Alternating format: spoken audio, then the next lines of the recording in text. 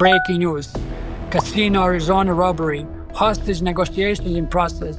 And those bags are holding hundreds and 20 bags. We put them inside, close the doors, jump back inside the van, and just started driving. The chase was so extreme that they had to call off the chase. They ordered all the police who was chasing me to stop. A flag was already on the ground, bag of money next to him, and there's like 6, 7 police officers, holding him at the gunpoint. 2 to the left, 2 to the right, 8 guns pointed at me. They started screaming, get out, get on the ground, get out. And I'm like, this is it. It's over. But they're right. You're facing afterlife in prison because of this. How was prison? How long did you serve? And how long have you now been out of prison for? After being thrown out of a casino and drowning in gambling debt, today's guest became fixated on getting his money back. And that obsession led to one of the most bizarre and ambitious casino heists ever attempted. The plan involved underground sewer tunnels, smoke bombs, pepper spray, fake weapons, ATVs, disguises, maps, escape routes, and even a blow-up doll. The target was an armoured truck carrying millions of dollars headed for Casino, Arizona. After surviving the horrors of Bosnia during the Yugoslav wars, Adnan came to Phoenix, Arizona searching for a new life.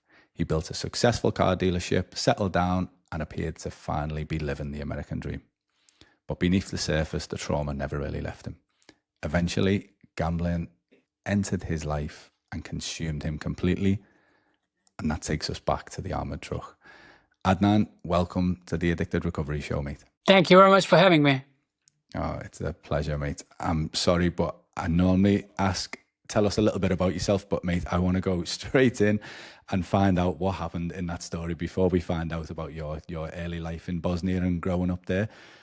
Take me back to that night of the security guard basically manhandling you and throwing you out of the casino. What happened there? And build me up to the armoured truck. That particular night, I was on unbelievable roll, winning left and right. I just couldn't lose. I couldn't lose. So I was playing at the blackjack table all by myself. And all of a sudden, I hear somebody behind me, "Sir, I got a COID." And I turn around and I'm like, I see there's a security guard. And I'm like, why do you want to see my ID? And as I said, I'm playing all by myself and there's a mountain of chips in front of me, And I won, that night I won a lot of money. And I asked, why do you want to see my, "Sir, I got a COID, you got to be 21 years old to be over here." I'm like, I'm over here every night. Everybody knows me over here. And I asked the dealer, "You know me over here?" And, she said yes. And, she started dealing cards and, I'm kind of half ignoring him and playing, And after a couple of minutes, he's asking me this and that. And to get rid of him, I just told him I don't have an ID, even though I had an ID. I had an ID. And he goes like, "If you don't show me your ID, you're going to you got to get out of here."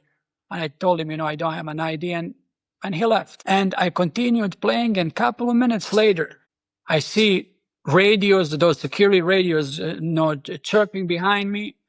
And I see security. I turn around and there's like 6, 7 security guards. And there's a suited security manager. And they started pulling those chairs from the table. And the security manager started, saying, "You got to get out of here right now." And he ordered the blackjack dealer to stop dealing. And I turned around and I'm like, just looking at the dealer, and she stops, she was kind of, sad too. And I asked her, "Do you know me?" "I'm over here every night. So what's the reason?" And she just, shaking her head. And I'm just waiting over there, waiting. And every single person in the casino is looking at me. Everybody is looking at me, and I'm like, I didn't know anything, absolutely anything, just, doing and that was like any other night, I don't bother anybody. I come over there and play, and, all of a sudden they found a way to kick me out. And, I'm just sitting over there, 1 minute, 2 minutes, just, embarrassed, and all of a sudden I feel a hand on my shoulder and I just instinctively, jump up and I pushed the guy. I didn't even hit him. I just pushed him, but he tripped on one of those chairs and fell down. And the rest of the security guys, tried to jump on me. I just said, leave me alone. I'm leaving. So I scooped up all the chips and started walking towards the cage to cash them out. And every single person in the casino is just trailing me. Because, all of those people, those 6, 7 security officers, they are, walking behind me. So I came to the cage, I cashed out those chips, and again, they are trailing me, to the exit. And once I came to the exit, I remember, I'll never forget this security manager that he said, if you ever come back over here again, you're going to be arrested for trespassing. And I came back 6 months later. You didn't come through the front door 6 months later, though, did you? Yes. Right. Before I want to go start to finish on that heist, but before we do, I want to build us up to that moment. I want to go right back to the very start now. Adnan, you were involved in the Yugoslav war in Bosnia when you were a young boy. Tell me what life was like growing up in Bosnia, and then build me up to, I think it was 12 or 13 years old when you've escaped over to America. Tell me what early life was like, what you got up to, and how that whole move was. Yes, so basically I went through all of those things over there during the early 90s. And those, the things that, that were happening in Bosnia during that time were things, that the world hasn't seen since the World War II. And especially in my part of Bosnia, where I was actually at, because that part was Serb controlled. And I was stuck over there all this time. All the time, my family couldn't get out because everything was shut down. And my city, the city of Banja Luka, was considered at one point of time the biggest prison in the world, because nobody could come in, nobody could come out. And there were all kinds of things happening over there, especially on the outskirts of the city. And how we were surviving during those years is my parents couldn't come out because the Serbs, they set up the checkpoints throughout the city, and they would basically just stop all the people, ask for the ID, and if they found out they were Muslims, they would just basically take them away, and they would never be found later on, And my parents were basically hiding in the house all this time. They were hiding in the house. They couldn't come out. And me as a kid, what I was doing is, I was in the city all day long. And when I was stopped at one of those checkpoints, I would just basically lie. I would tell them a Serb name, all those lies prepared, and they would just let me go, because as a kid I wasn't obligated to carry an ID, and they would just let me go. And in the city, I would basically go to the market, find something, to buy, and then, just sell it a little bit higher. At the end of the day, I would just buy some food, take to my house, and that's basically how we were surviving during those couple of years. And as I said, it was terrible times. All those things, a lot of atrocities were happening on the outskirts of the city. And towards the end of the war, once we came out, just, maybe 2 or 3 months later, the peace agreement was signed. And basically the war ended. But we were stuck all this time in Bosnia. We didn't have a chance to get out. So as you're going up to those checkpoints as a kid and given the fake name, if they don't believe you and they suspect you of being Muslim, what would happen to you? They would just take me. They would take me like hundreds or thousands of other ones. Take me, And there were like concentration camps at the outskirts of the city. Take me over there, and majority of the people, they would be killed. And are you aware of this at the time, or you only know this now, looking back? Yes, and I've seen all of that happen firsthand. You know, the thing is, you know, once you're living over there for, you know, for a couple of years, you see all of those things happening. And that's why, you know, you gotta get all those things. And obviously, you know, every time you get stopped, especially as a young kid, you know, you're shaking inside and everything. But the thing is, you know, you gotta tell him what you have to tell him, you know. And, you know, once you tell him once or two times, you're already, you know, used to it. So, that's it. You already basically know what to tell him. And each time, for me, each time it worked. But there was obviously, you know, all kinds of things that no person, especially a young kid, should ever be exposed to. Yeah, I'm sorry to hear that you've been through all that at, oh my God, like 12, 13. As you're going back home to your parents, you're coming home with either the money that you've made that day, or like you say, you were buying food and you bring food home. Can you like recall walking back in with like basically being the provider as a 12-year-old or 13-year-old? Can you recall like coming back in and putting the food out on the table and the reaction that your parents or siblings would be giving you? Yes, of course, everybody was, you know, happy, you know, because that's during that time, you know, even if you had money, you would go to the stores, but there's no food to buy. So I would have to find a way, you know, and that was what I was fortunate. I was every day basically at the market, and I could see, you know, what I could find, and that's how I was basically making money. I would, you know, walking and searching all day long to find something to buy that's actually cheaper, even if it's not cheaper, you know, sometimes, you know, and that's why I was telling you, you know, I was started buying and selling cigarettes, you know, because over there, you know, people are, you know, crazy for smoking cigarettes. And sometimes I would see a long line of people waiting, you know, to buy cigarettes, and I would just stop and wait over there.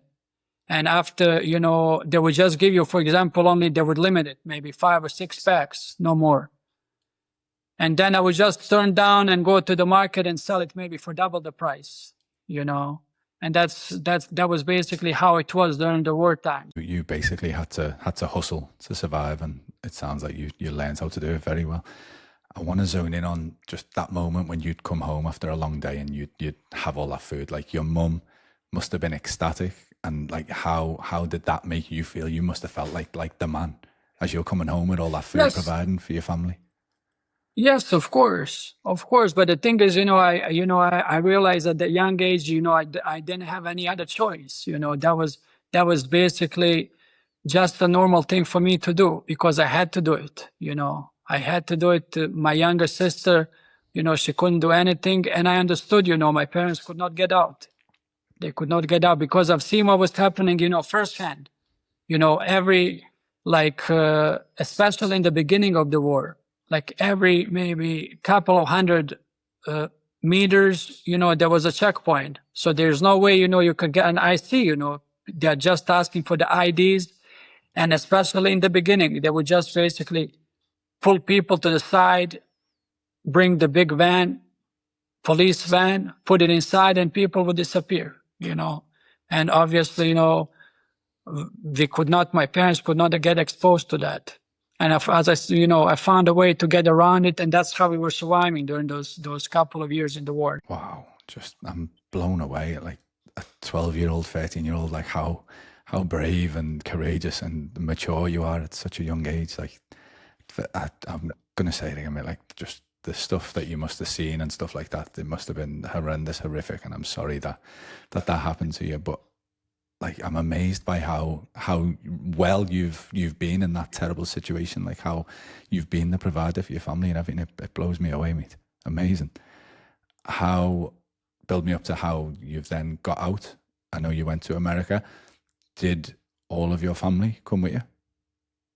Yes, everybody came out. The way we did is, as I was saying, you know, on the outskirts of the cities, there were all kinds of atrocities happening, which I've seen firsthand. You know, I mean, the things that no person, especially a young kid, should ever see.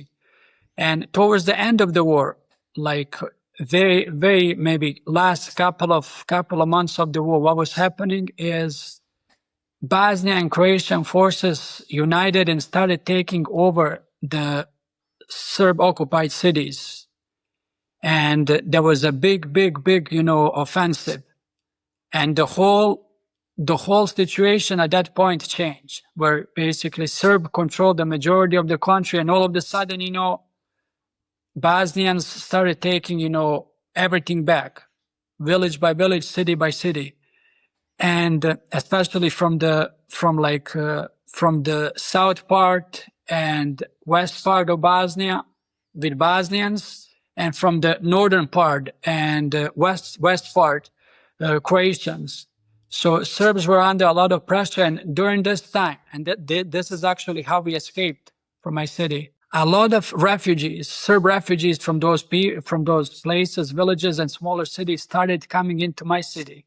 And my city is the biggest city, and it's basically still considered a capital of Serb Republic. So all of those villages, hundreds of thousands of refugees, Serb refugees, came to my city of Banja Luka. And what happened is, I mean, it was total chaos during that time. Total chaos. There was no supplies. There was no food. There was no enough food for, residents during that time. And imagine, you have to, there's 500, 600,000 people in the city, extra people. People were sleeping on the streets. And this was the first time during the war that United Nations came into the city. They let them out. And the only reason is obviously because it's a total crisis. They need to bring medicine, supplies, food, and everything else. And they let them in, and they started helping those people. And I remember, because I was in the city all day long, those people from the United Nations, they started basically telling people if anybody wants to leave the city, because obviously, if the Muslims, they said we set up a camp on the outskirts of the city, and our soldiers are going to be guarding it, and they're going to be under our protection. And I just went back home, and I just told my parents this, let's go, because they have the camp over there. If you go over there, they're going to take us out, And within the next couple of hours, we just packed our bags, walked over there. I remember the camp was basically guarded by those soldiers. We came over there, we waited maybe 2 days, 3 days, and they brought buses, and they took us to Croatia. That's how we got out. Wow, that's insane.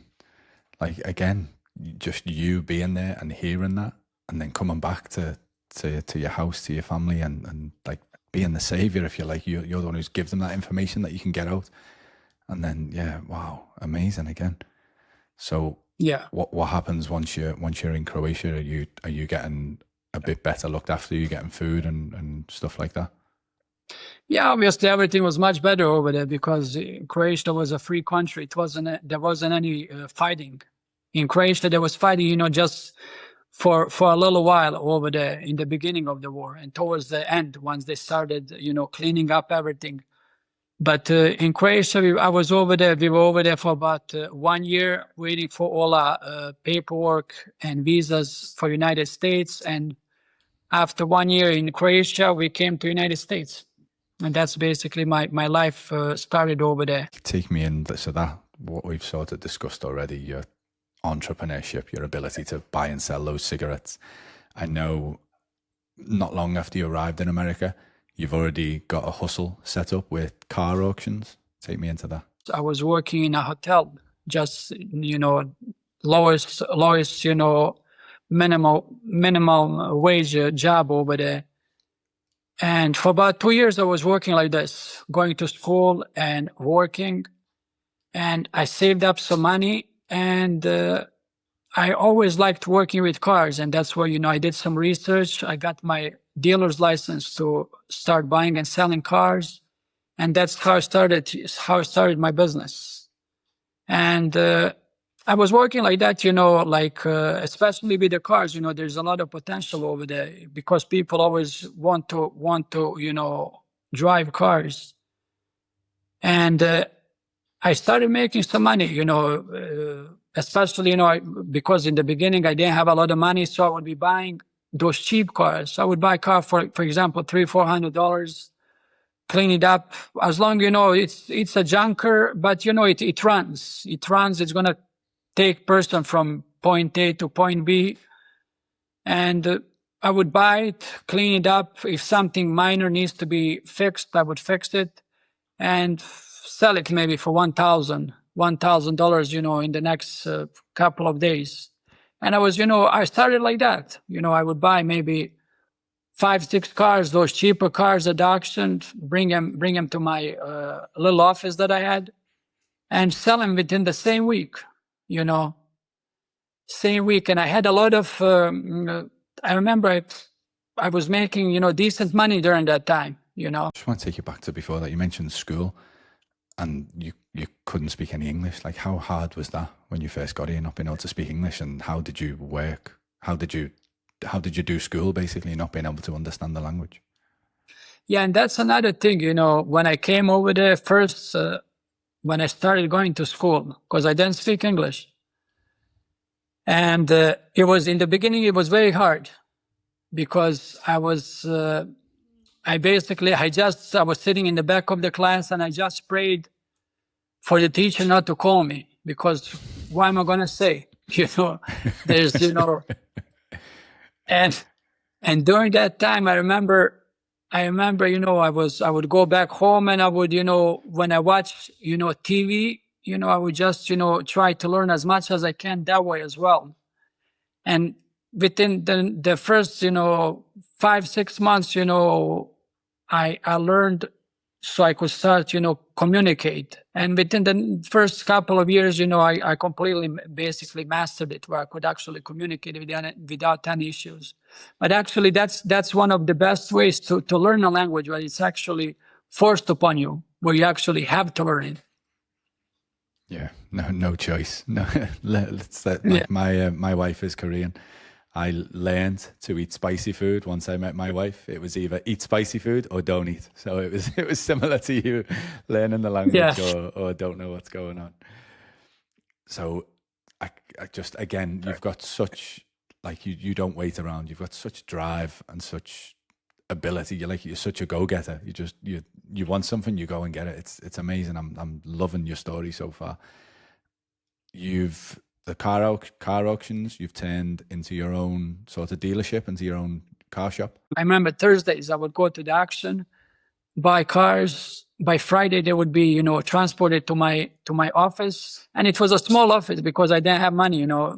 I just needed to have the office to keep the license. I was paying, I remember, like $350 every month.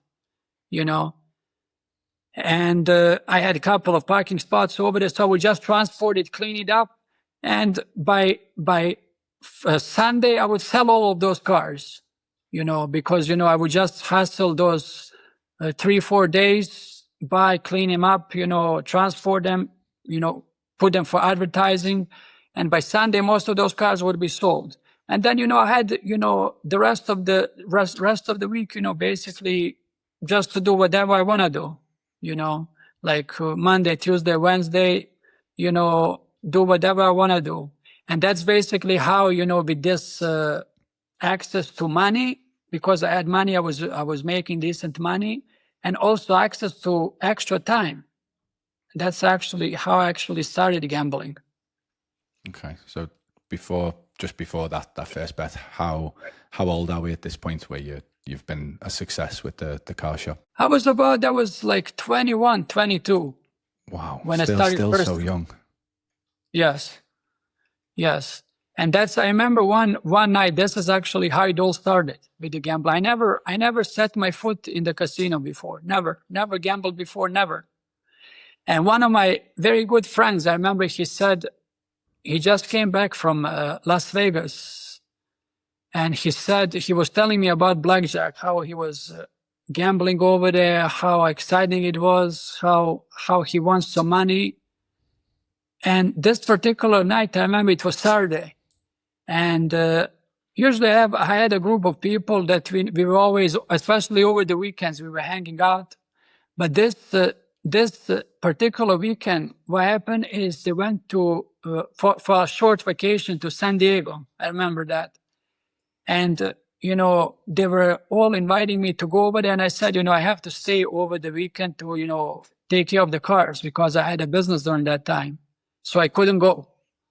And especially Saturday and Sundays are some of the busiest time for, you know, for me because people are not working and they are basically looking to, you know, to come and buy the cars. And I remember at the end of the day, you know, I sat in my car and I was just, you know, cruising all by myself. And there was nowhere to go. My friends were in San Diego. And I remember my friend when he was telling me about the casino. And I'm like, you know, I'm going to go over there, check it out just to see how it is to the casino. And first time I remember I drove to, it was the casino is on in Arizona where I'm at. They're only on Indian reservations. They're not supposed to have them in the state, but only on Indian reservations. So I remember I drove over there, and first night I remember I had like $300 on me, and I basically played like for 5-6 hours with those $300. I won money, I lost, I won, I lost, and at the end I lost those $300. Then that's when I left, and that was my first ever time I went to a casino, and first ever time to gamble. I can't believe it's taken us 33 minutes to talk about gambling on a gambling podcast. Just your story has been fascinating so far, Adnan. Do you wish that loss taught you something? Do you wish you stopped there and then? Well, the thing is, you know, most of the gamblers have this kind of addictive mentality, you know, that where they say, okay, I'm gonna find a way to get it back, you know, and that was same thing with me, because it's not like, you know, that's one thing about gambling and about casino. They are not stupid people. The whole gambling industry, they are very smart. They know how to basically lure you in. And obviously, if everybody is losing all the time consistently, nobody would go to casino, you know. But, you know, they give you a little, they take a little, give a little, so they give you that, you know, that impression that you can actually win over there. You know, even though if over the long period of time, you're going to lose. And, you know, especially during that night, you know, it's not that, you know, I came over there and I lost my first night, because I won some money, I lost, won, lost, and at the end it was gone. And I remember the next night, I came the very next night. Wow. And I remember I same thing. I started with 300 and I walked out with about 1,000. So I was okay. So basically I could win some. You know, I walk out, I won all of that money that I lost the previous night, and I won some extra on top of that. And that's basically how everything started. So after that first night, you sort of described you're chasing losses straight away. You wanted that money back immediately, and you went back 24 hours later. How did you feel when you left that second night? And I was basically, you know, that you have that impression that, you know, okay, so like even though there is no strategy, there is nothing, you know, okay, I got a strategy. That's it. This is a way to get it, you know? Yep. Yeah. Yeah, but there's basically nothing. But, you know, in your mind, you're thinking, okay, I think I got him. That's it. Yeah, I've found the secret. I'm gonna become a millionaire now. Yep, I've been there 1,000 times myself. Right. Tell me how it's developed then from that first big win. And then basically what was happening is almost on a daily basis, you know, I would be going over there, winning, you know, losing, winning, you know, and I would be spending, you know, hours and hours of time, you know, at the casino, just gambling. And, you know, what I was playing is, you know, majority of the time, just blackjack, no slots, no other card games, just blackjack. And each time, you know, especially in blackjack, once you learn this basic strategy, you know, that's it. You know, you start, there isn't too much, you know, to any other strategy except that. Basic strategy, you know, works for you know, most of the time, where you actually could win some money. And that was basically it. You know, I was every day I would, once I would finish my work, I would sit in my car and go over there. And from then on, everything started going down for about maybe 1.5, almost 2 years like this. And everything that I would basically make, I would just leave at the casino, everything. And at that time, you know, I had, you know, I had a decent business going. I had, you know, probably about 25, 30 cars. And I remember, you know, slowly, one by one, cars started disappearing. You know, I would basically sell a car and I would go straight to the casino. And sometimes in the matter of hours, I would just lose that car. And during this time, you know, especially, you know, after, you know, a couple of years, I started dealing with a little bit more expensive cars, you know, because in the beginning I started, you know, because once the business is going, you start reinvesting into the business and you're not dealing with, for example, $1,000 or $2,000 cars, but maybe $5,000, $6,000, $10,000 cars, a little bit more expensive cars. And, you know, I remember many times I would sell a car for like, you know, 5,000, 6,000 and go straight over there. And in the matter of hours, I would just lose everything. What you should be doing with that money is obviously taking a wage out of it and then reinvesting the rest to buy another car to keep the business going. Yes, and that's how I grew so quickly, because, you know, I would buy the cars and I didn't need money, especially in the beginning. So why am I going to be basically buy, you know, pay basic, you know, things, you know, rent, phones, this and that. And the rest of the money, you know, I never had a lot of money sitting. All the money was basically, and that's the business, you know, all the money was invested into the cars. And obviously if I need money, you know, I sell the car and I have cash, you know. And that was one of the ways I was doing it. And slowly, one by one, cars started disappearing, and I was basically donating everything to the casino. Is anyone going the casino trips with you? Any of your friends or workers or family, are they seeing what's happening to you? Are they seeing the addiction start to take over at this point? Yes. So basically, in the beginning, you know, my friends, you know, we would go over there, and whenever I would go with my friends, you know, I would never gamble, you know, higher amounts. I would only gamble basically just like, you know, I would go over there and maybe $100, $200, and that's it. But always, you know, I would come back by myself, and I would always, you know, gamble, you know, basically the larger amounts. And it started small. Everything, you know, started small and innocent. And then once you start chasing those losses, you know, it starts, the amounts start going up. And that was basically it, you know, going over there, spending all night. I remember you spend all night in the casino and you lose everything. You lose everything and you come out. And in the casino, as you know yourself, in the casino, you go almost any casino in the world. There are no windows, there are no clocks. There's all the slot music tangling around you, you know, a lot of activities. So you go over there, and they created all of that for a reason. They created that for a reason. So once you walk in, you're lost. You don't know what time is it because there are no clocks around. You don't know if it's day or night because there are no windows. And I remember, you know, after spending all night at the casino, you know, coming at night, like sometimes, you know, 10, 11 at night, and I woke out like 6, 7 o'clock in the morning, you know, sick to my stomach because, you know, you came out, you know, everything is nice and sunny, but inside you are dying, you know. Yeah, feels horrendous. I know that pain all too well. Whilst I was in my addiction, I was convinced one big win, I can fix everything. I can buy everybody's forgiveness, pay off all the debts, and I'm clean then. That's what I believed. I kept going back for. What do you believe you were gambling for? What as you're doing it, what did you think you were going there for?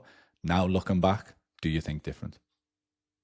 Same thing. Like most of the gamblers' mentality is the same, basically. I was chasing my losses. And I told myself, if I win what I lost, I promised myself I'm going to stop gambling. That's it. It just, all I have to do is I kind of kept a mental number in my head.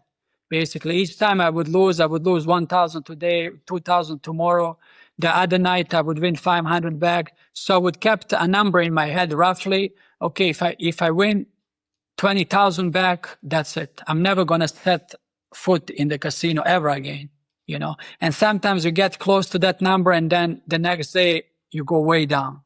And always like that. Because, you know, it always, as I said, it always goes up and down. And the more you're going, you know, the deeper and deeper you're sliding into the... Yep.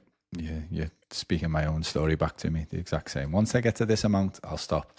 The few times I did get to that amount, straight back there within a day, 2 days. If I was lucky, it'd take a week for me to get back there. Was it always blackjack? Yeah, always.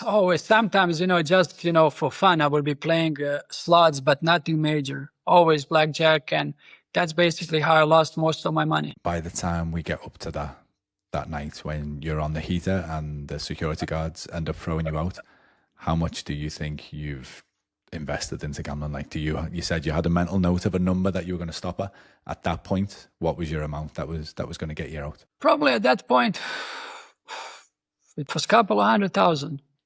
And I remember this night, and when I was losing, this is one of the things over there. When I was losing, nobody's bothering you.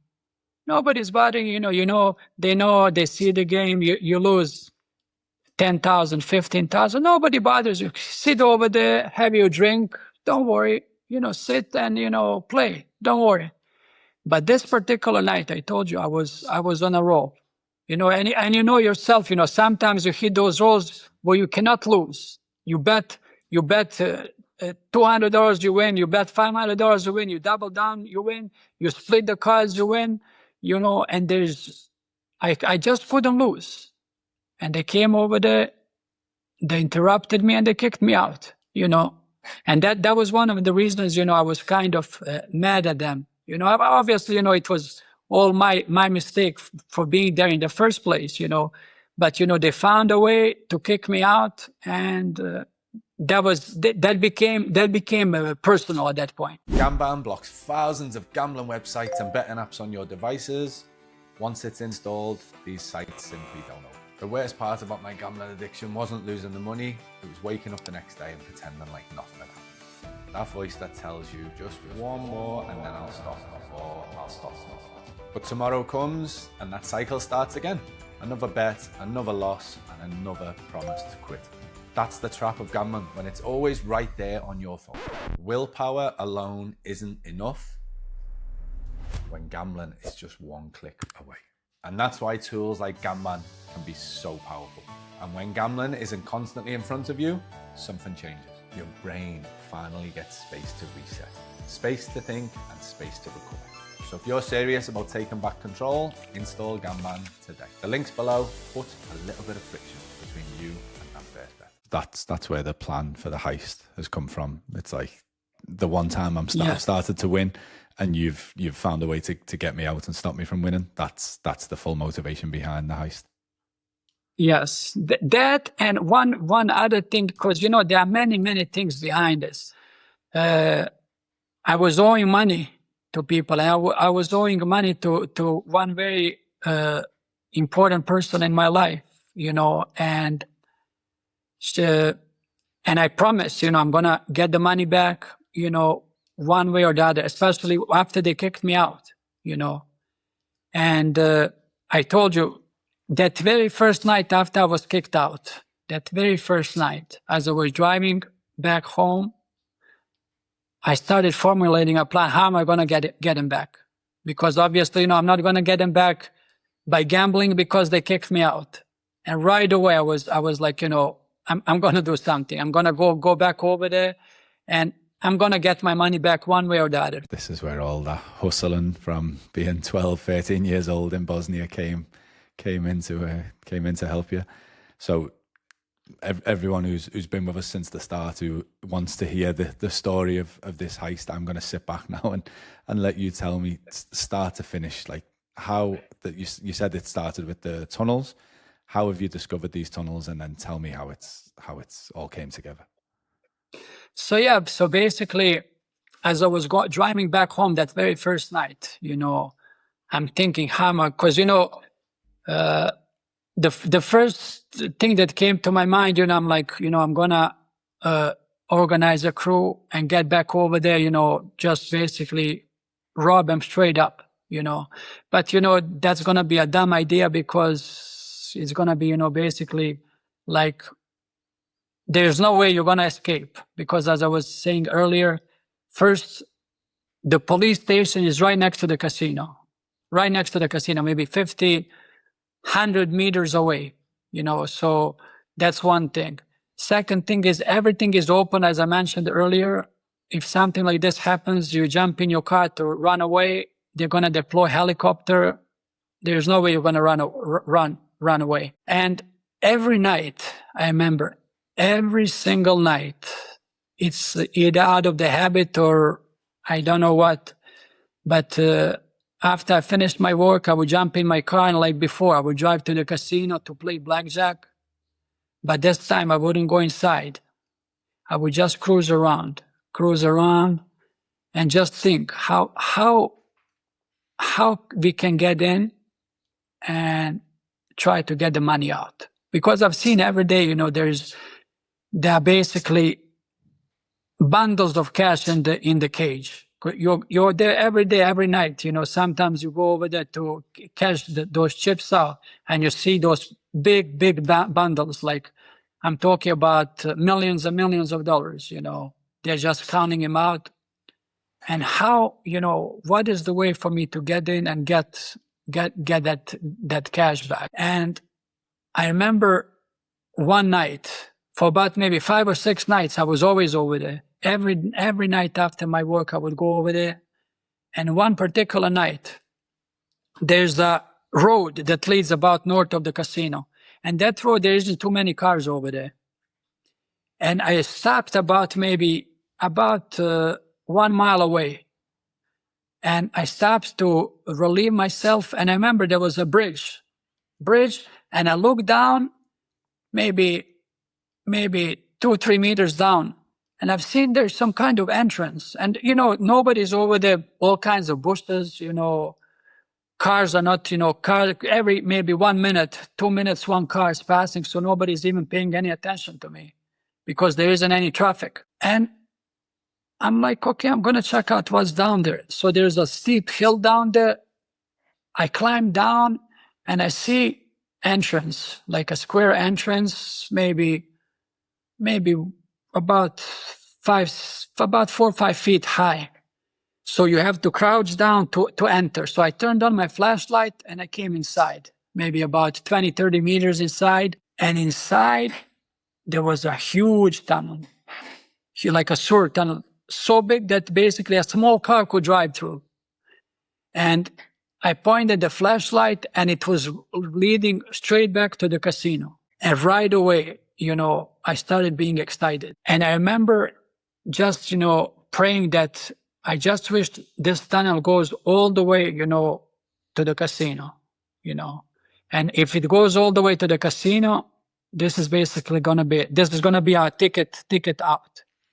And after that first night, I remember I came back home and I was all excited. I was basically, this is the way we're going to get it back. I started basically every night I would go to this tunnel and started mapping it out. I started mapping basically every manhole cover. I started mapping every smaller tunnel that's branching out, and everything that I could actually find out to formulate a plan how we're going to actually hit the casino. You said there this was our ticket. Who's involved with you at this point? Yes. So one of the things is, it was me and Flecka was always, because he was always around me. And I remember one night I told him, because Flecka was also gambling, And Fleka was always, he was very vocal about the casino. I hate casino. Every night when he would lose the money, I hate the casino. I hate it. I'm never gonna go back over there. And each time he gets his paycheck, he goes back over there and again leaves them all the money he had. And I remember, and Fleka would always be coming to me, sometimes, when he would be on a roll. And I knew better than this. He would come back to me and he goes, I found a strategy. I have a strategy. And I'm like, yesterday he said, last night I won 3,000. I have a strategy. I'm like, man, there is no strategy, man. There is no strategy. And I told him right away, okay, so you are ahead. So please stop while you're ahead. No, you're stupid. You know what I'm going to do? I'm going to quit my work. I'm going to quit my job and I'm going to go. That's what he told me. And I look at him. I'm like, is he serious? I said, and he had a good paying job. He was working I remember he was working at a big car dealership. And he was making, he was selling cars for this car dealership and he was making money. And I looked at him. I'm like, you serious? I'm like, yeah, why would I? He goes, why would I be sitting over there, all day? And in Arizona, it's very hot. I'm standing outside for 5-6 hours waiting if somebody's going to come to buy the car or not. Like this, I go to the casino, spend 10-15 minutes. I walk out with 500. I'm good. And I'm like, this guy's crazy. And first time, then after a week, I remember this, he came back to my office. I lost everything. I'm like, I told you, man. I know this. I don't know how to pay my rent. I don't know how to pay my bills, and obviously, he comes asking me for the money, so I help him out. I give him some of the money to help pay his bills. And that's basically how we got together. And one particular, and every time, this was going on for, I told you, for at least like 6-7 months. And each time, he would lose, he would come back to my office. And I hate casino. I'm never going to go back. Never going to go back. I lost everything. And by the time he gets his paycheck, he's again at the casino, loses everything. And one particular night, after I basically formulate this rough plan, after maybe 1-2 weeks, I wasn't telling this to nobody. And one night I called him and I said, let's go for coffee. We started talking and he started talking about casino. I hate casino. Last night I was over there. I was up 1,000 and at the end of the night I lost everything. I'm like, and I look at him and I said, you know what? I have a strategy. I found a way how to get our money back. And he starts listening to me. He starts like, okay, what's the strategy? Because he was always, looking for a way out. And basically what I told him, okay, so I found a way to get all our money back. And he's listening to me. Okay, so what is it? Tell me. And I told him, okay, so this is what we're going to do. You remember the cage where they keep all the money? You've seen how much money they have inside. I said, yes. I found a way to get inside, get all that money, and get out. And he's looking at me like, like I'm crazy. Are you serious? Yeah. I found a way for us to get the money, all that money, millions of dollars, and found a way to get it out.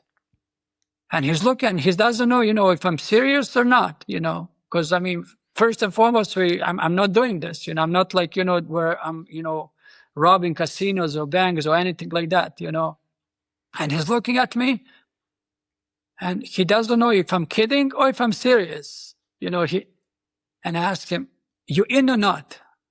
And he goes, hell yeah, let's go. I think you had him as soon as you said the word strategy. It sounds like it was his favorite word. Yes. And that was basically that very same night, I took him to the tunnel. I showed him the way. Basically, this is how we're going to do it. And what we can do is the original plan after this, after I told you, we mapped everything out. Everything was mapped out for about maybe for a month. Every day I was in the tunnel, basically for spending several hours, like just walking. Sometimes, you have to walk, and I'm talking about sewer tunnel. You know, it's like smelly, it's dark, you cannot see anything over there. Rats the size of cats, small cats, you know, you see a lot of rats over there. Yeah. And the plan was, I told you there was a big tunnel. It's probably maybe 3 or 4 miles long, you know. And this tunnel is, you know, under this road, but the casino is about maybe 300, maybe 400 meters to the left of the tunnel. Okay, once you're going south. And I'm like, okay, so now all we have to find out if there are those smaller sewer tunnels going back. And I knew, you know, because obviously, you know, tunnel had, you know, the plumbing and toilets and everything else. And, you know, those smaller sewer tunnels have to lead to them. And I remember, you know, because those small sewer tunnels, there's, you know, all kinds of, you know, water. It's a sewer. It's smelly. It's, you know, terrible, you know.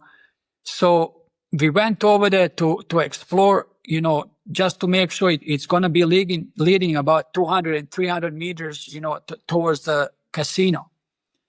And once we've seen those smaller tunnels actually leading to the casino, they're long enough to reach the casino.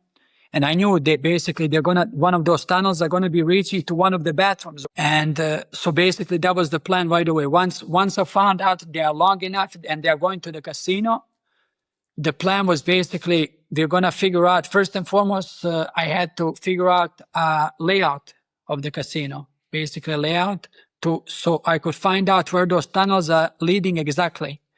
So go all the way to those smaller tunnels, dig from underneath, dig to one of the bathrooms in the casino, and leave a small layer of concrete on top.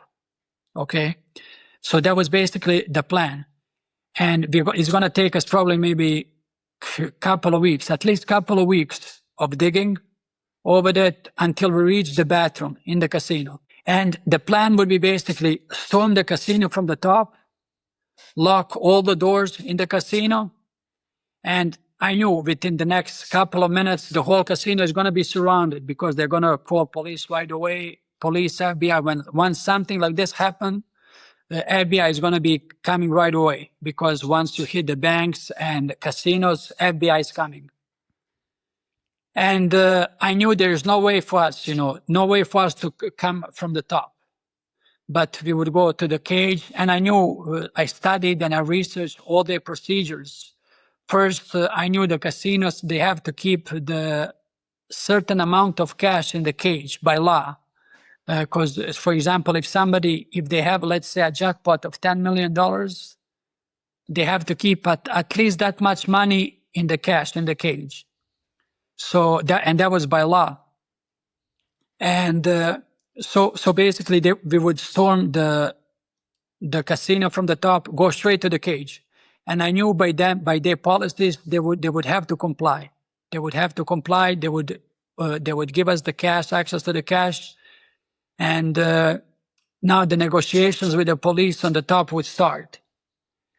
And also I studied their negotiations, you know, obviously their job would be to stall some time, police's job and negotiators' time to stall some time so they could actually figure out a way to actually figure out what's happening inside and buy some time so they could actually organize on the outside. And at the same time, that would be my job as well, because we would actually want to stall some time. So we could actually, once we get the cash, we would go to the bathroom, and there would be hundreds of people in the casino. Everybody would know that we are still inside. We didn't go outside, but we would just go to the bathroom. And with the sledgehammers, we would actually start, you know, breaking this thing so we could access the hole that we already dug from the beneath. And, you know, in the meantime, we just, you know, call the police, you know, just try to negotiate with them, just tell them, you know, bring me the bus over here, this and that, to give them the impression that we are going to go basically through the surface. Just give me the bus over here. We're going to go away with the bus.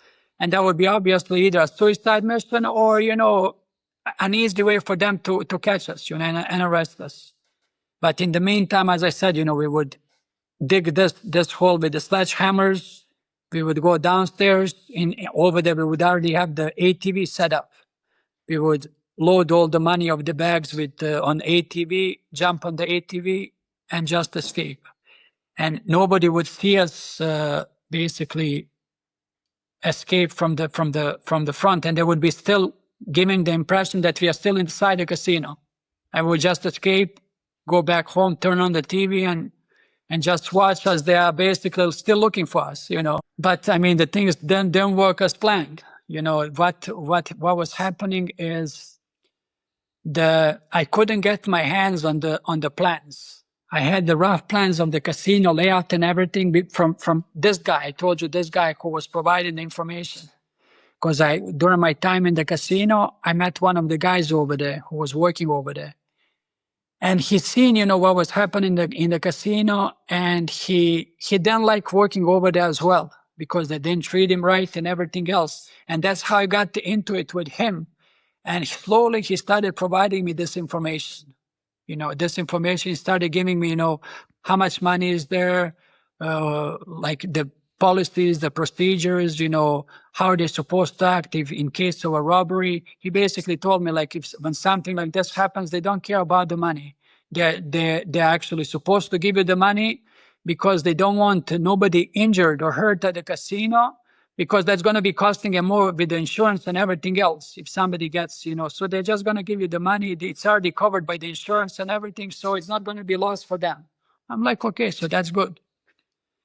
And the biggest problem was this. For weeks, maybe even months, I was trying to put my hands on this layout, the map, you know, of the casino. And I couldn't do it. I couldn't, because this is the thing. I needed to know exactly, once we start digging, where we're gonna end up.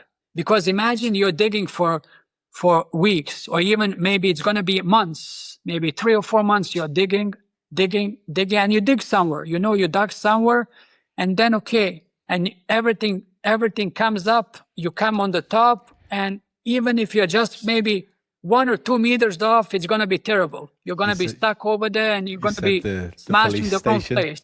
The police station was right next door. You come up in the police station toilet instead. Yes. Yes. Imagine that. And I remember that night when once I realized there's no way we're going to be doing this way, I'm like, this is it. We already dedicated like months into this. You know, every night I would be over there, exploring, figuring out, months and months. And I'm like, this is it. I think, you know, there's no way for us to take care of this. No way, you know. And I'm like, maybe it's a sign, maybe, you know, this is, you know, because the only way to do this is obviously to utilize the tunnel. And without the tunnel, there's no way, because we can do it. We can still go over there, but 99% of the time, you're going to get busted. And I remember for couple of weeks like this, you know, I basically almost gave up because there's no way.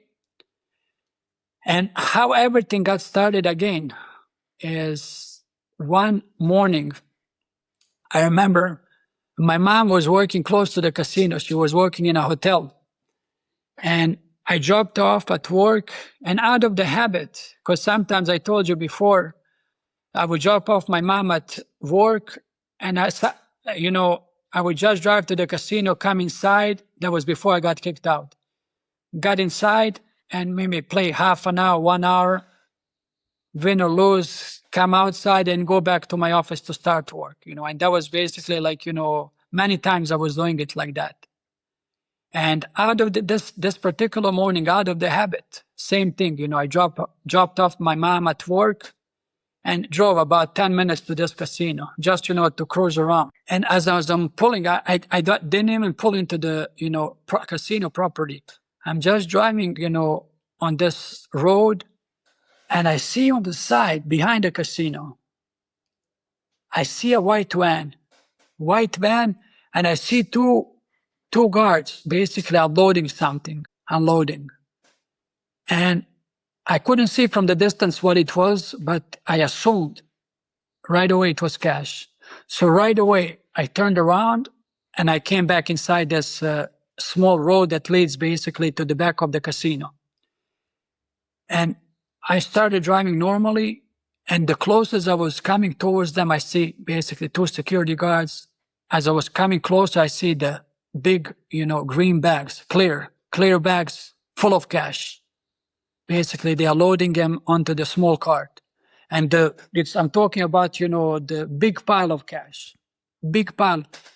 And slowly, I'm driving just by them, passing by them, and they're not even paying any attention to me, And I looked on the side and I see a big, couple of million right there in the open.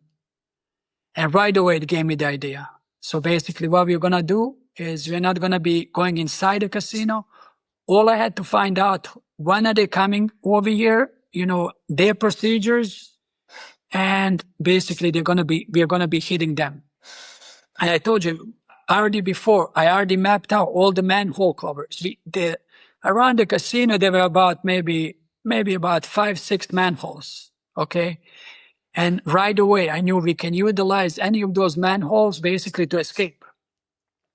And right away, I knew, okay, so basically we don't have to be doing any digging.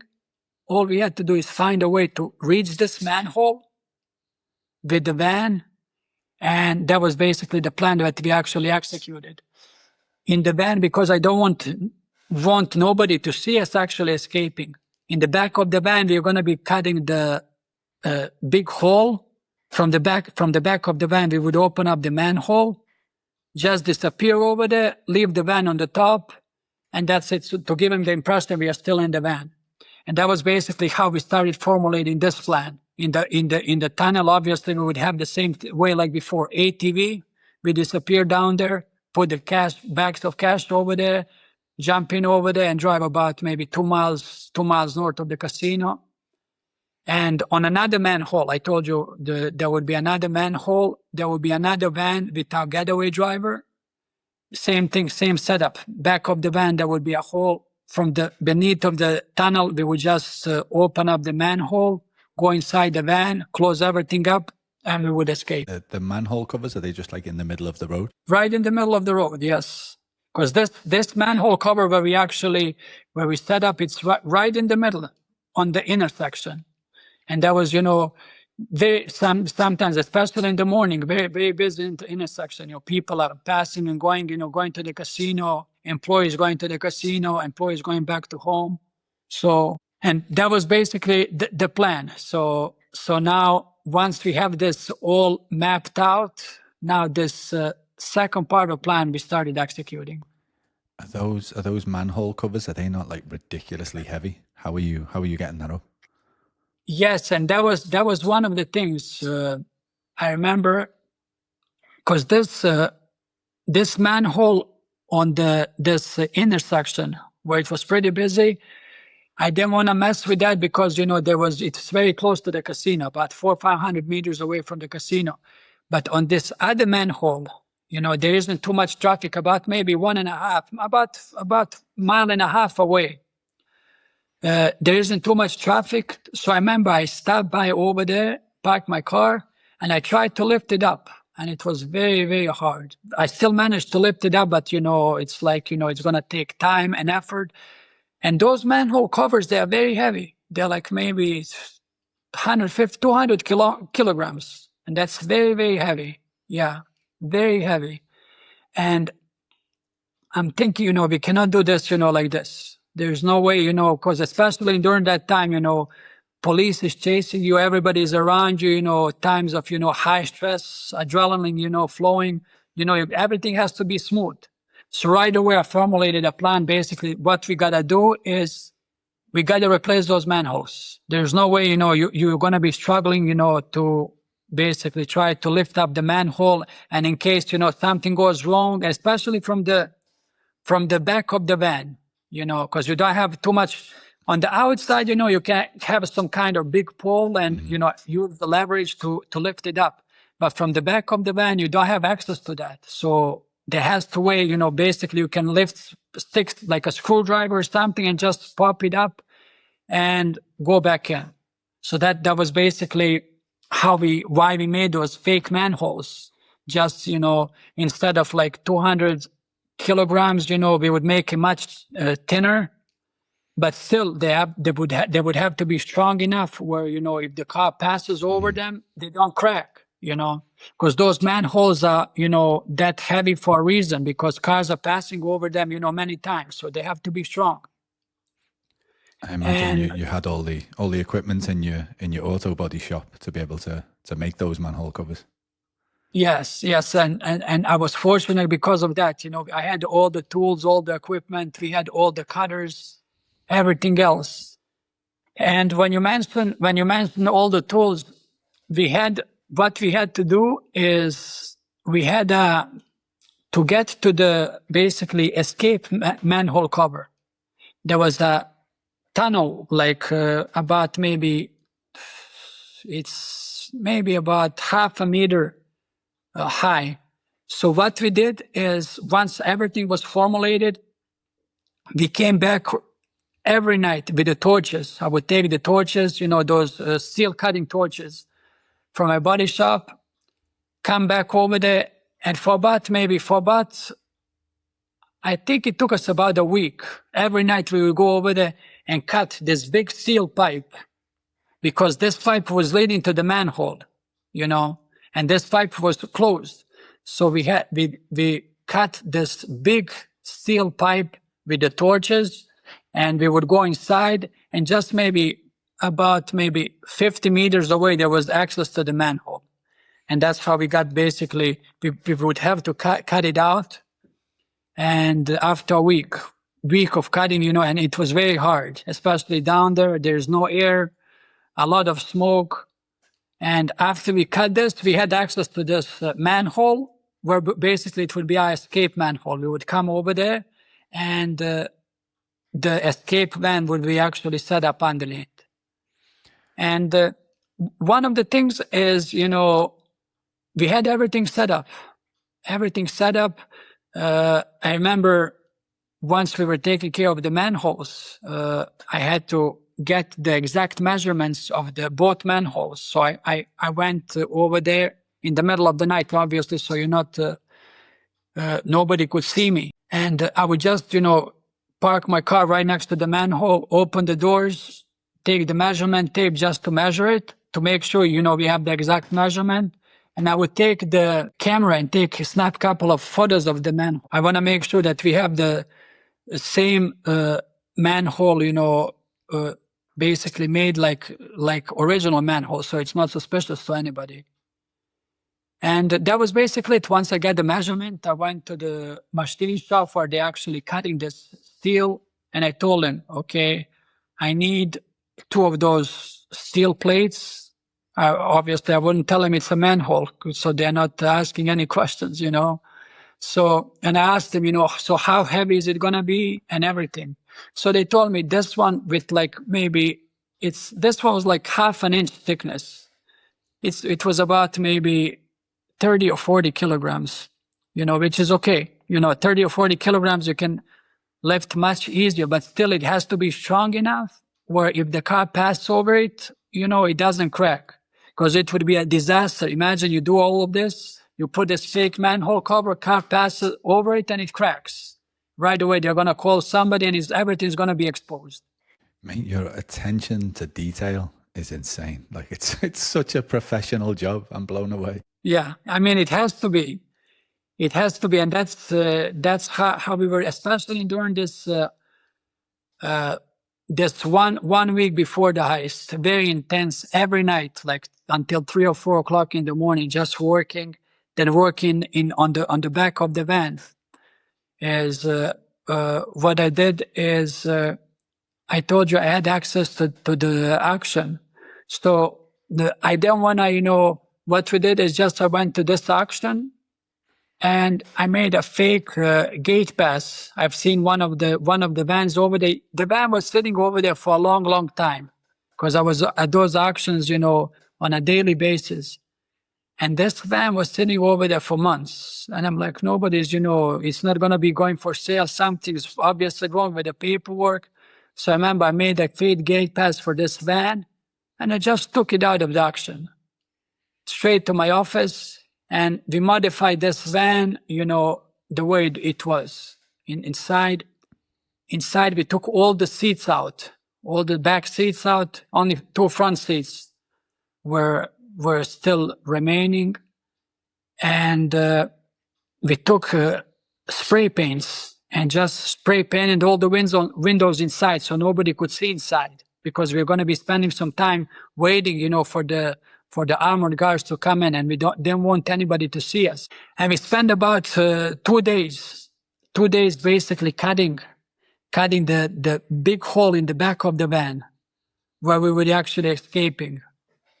And there was actually a lot of work done, for the past 1 week before the heist. Just like literally just the same size hole as the man cover, and then the plan is you just hold onto the bag of the cash and jump down the hole. Yes, the hole was bigger. We had to dig a little bit bigger hole. Once you're in the manhole, how do you replace the cover? Because obviously there's a hole in the ground. They're going to know where you've gone. You've got to put that cover back on somehow. Yeah, we had all that set up. So basically what I did is there was a manhole, and I welded one hook over there. Like hook would be like this. And the way we did is we would tie the rope to the end of the hook, because once this tunnel is pretty high. It's like maybe 6-7 meters, so we would need a rope. The guy that you had inside the casino that you were trying to get the plans off, is he still in on it, or have you forgotten about him by now? He was always over there. He was, because once I found out about the armored cars, right away, I called him. We had a meeting, I went out for drinks with him, and I told him basically, okay, what's happening. And he knew all about it. He told me basically everything. Basically, they're coming. And he said, I can tell you exactly when they are coming, how much money are they going to be having, how much security guards are going to be over there. And he told me basically all the procedures, how it was happening. And I remember he was telling me when the armored truck has in excess of 5 million, they're always having an extra escort with a civilian car. Civilian car basically is trailing behind them with one extra security guard over there. And I'm like, okay. So he provided all that information, and when I was talking, obviously when I was talking to him, I never gave him the impression that I'm going to be doing this, but, I was just asking for the information just, out of curiosity, and, so I got all that information from him, and he told me basically he couldn't tell me the exact time that they are coming, but he would give me the window. He could say I could roughly tell you the window, because it's the security procedure not to come over there at the same specific time. Because of this, somebody could figure it out and rob them easily. So he said it's the security procedure that, they're not going to be coming, to our casino at the same time. So they keep everything, different times, not to be predictable. So after I found out all of this, I remember this, he gave me the information, when they're going to come. And I came over there and I waited to see. Waited. And as he said, the van pulled up, they came out, loaded the cards, and I was waiting everything. After like 1-2 minutes, they loaded all the cash onto the card, and they went inside the casino. And after 20-30 minutes, they came back with empty cards, jumped in, and drove off. So everything he told me, basically, it checked out. Like, what are you thinking now at that point? Are you like, right, we're going to do it? Yeah, so after everything checked out, basically, we had everything in place. The information was right. I had access to all the information, I know exactly when they're going to come. I know exactly, their procedures. And all we have to do is basically set everything in place, go over there, and that's it. We're going to be getting the money the way it's supposed to be. Now, what was happening is, now we had some issues with those two guys, They started asking, when we doing it, how we're going to be doing it. And after I set everything in place, I told you, as I told you earlier, only Flecker knew of the whole plan, only Flecker. And now one of the things during that time, I was doing a lot of research about those armored truck robberies. And I've seen, sometimes, those guards, they're playing, cowboys, they want to play heroes, and they, a lot of shootouts, and especially during this time, there was one incident where some people robbed the armored truck, and the guards got killed, and I don't want to kill nobody. I'm over here because of the money, I don't want to hurt nobody, just come in, take the money and leave. That's basically it. But now that wasn't under my control because, we come over there with the guns blazing, and, if they come out, pull out the guns, you don't have any other option but to shoot. Either they're going to shoot you or you're going to shoot them. And I don't want to do that. I don't want to expose myself to that risk where we have to shoot somebody. So what was, and especially during that time, I was doing the research, and a couple of guards got killed like this, and I'm like, this is going to be, very tricky situation because, if they, and those guards are obviously trained to do it, it's their job to protect the money, they're just doing their job. So I'm like, I don't want to put ourselves in that situation where, we're going to start, we're going to be forced to shoot somebody, so as I was thinking about this, I'm like, I don't want to be doing this the way it's supposed to be doing. I have to find a way to, neutralize those security guards where they don't have any ability to shoot. And that it gave me the idea, because I remember a while ago I was exposed to pepper spray. I don't know, something was happening. There was some kind of fight. And somebody sprayed pepper spray. And I was like, I was exposed to it, not even directly. And I'm like, I couldn't breathe, I couldn't see anything. And that gave me the idea, So instead of using real weapons, why don't we use pepper spray? Pepper spray, neutralize those guards where they're not going to be able to do anything, and just get the cash and leave. That's it. And that idea started formulating in my head, and I was doing research, pepper spray, this and that. And first, I remember I told that to Flecker, and he said, "You're crazy, man. You cannot be doing this.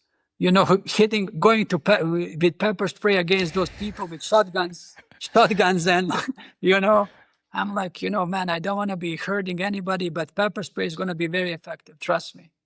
No, man, that's crazy. It's a suicide mission. You're going with pepper spray against people with shotguns. That's going to be crazy. And I'm like, okay, let's do this. And I remember me and him, we were in the office. We were in the office. I pulled out my gun and I gave it to him. Take the gun. I remember I had a 45 handgun, and I gave it to him. And I pulled out the pepper spray, and I had a small office where I had my body shop. And I just sprayed it in his direction. He was by the door. I sprayed it in his direction, and he was holding the gun. And right away, he started coughing. He, tried to find the door to get out. He couldn't see anything. I'm like, why don't you shoot now? Shoot. Try to do something. Man, you're crazy. What did you do? This and that. So it took him about, and I asked him, can you do something right now? I can't see anything. I can't breathe. And I see, it's very effective. And I managed to convince him basically that, you know, this is basically obviously the safer way to do it.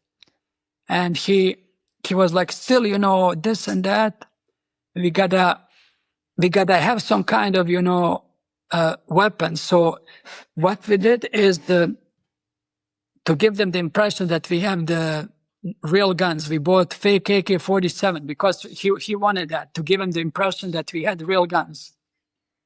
So I bought realistic AK-47, and once we storm out, you know, there would be pepper sprayed right away, and to still give him the impression that we had real weapons.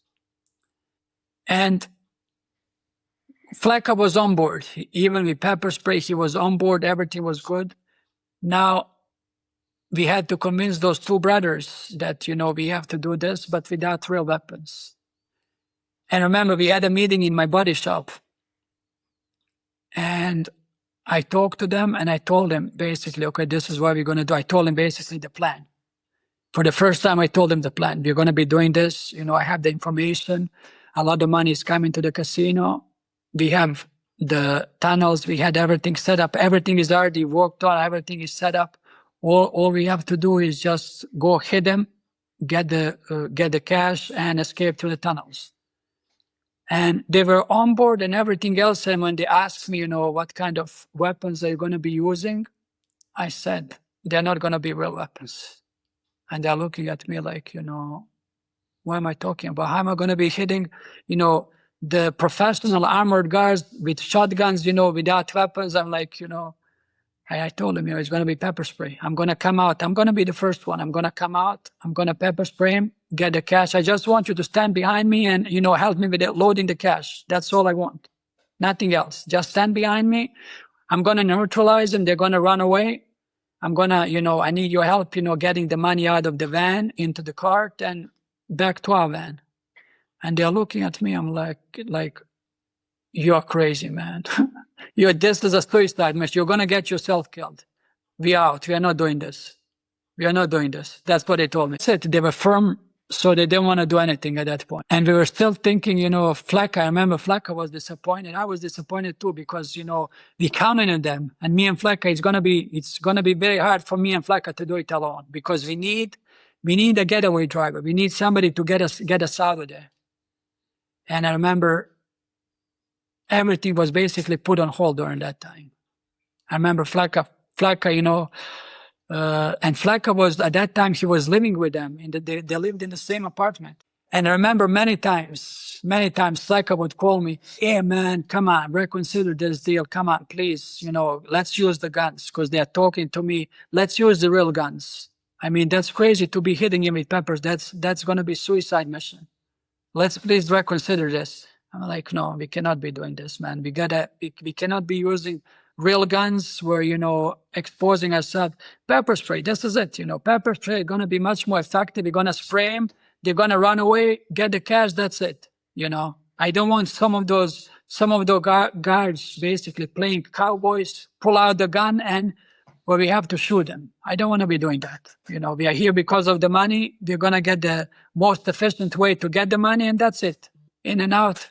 And that's it. So how have you replaced these two brothers then? So what happened is, you know, one of the guards, one of the gypsies, he was basically, what he was doing is, he was always in my office, him and his son.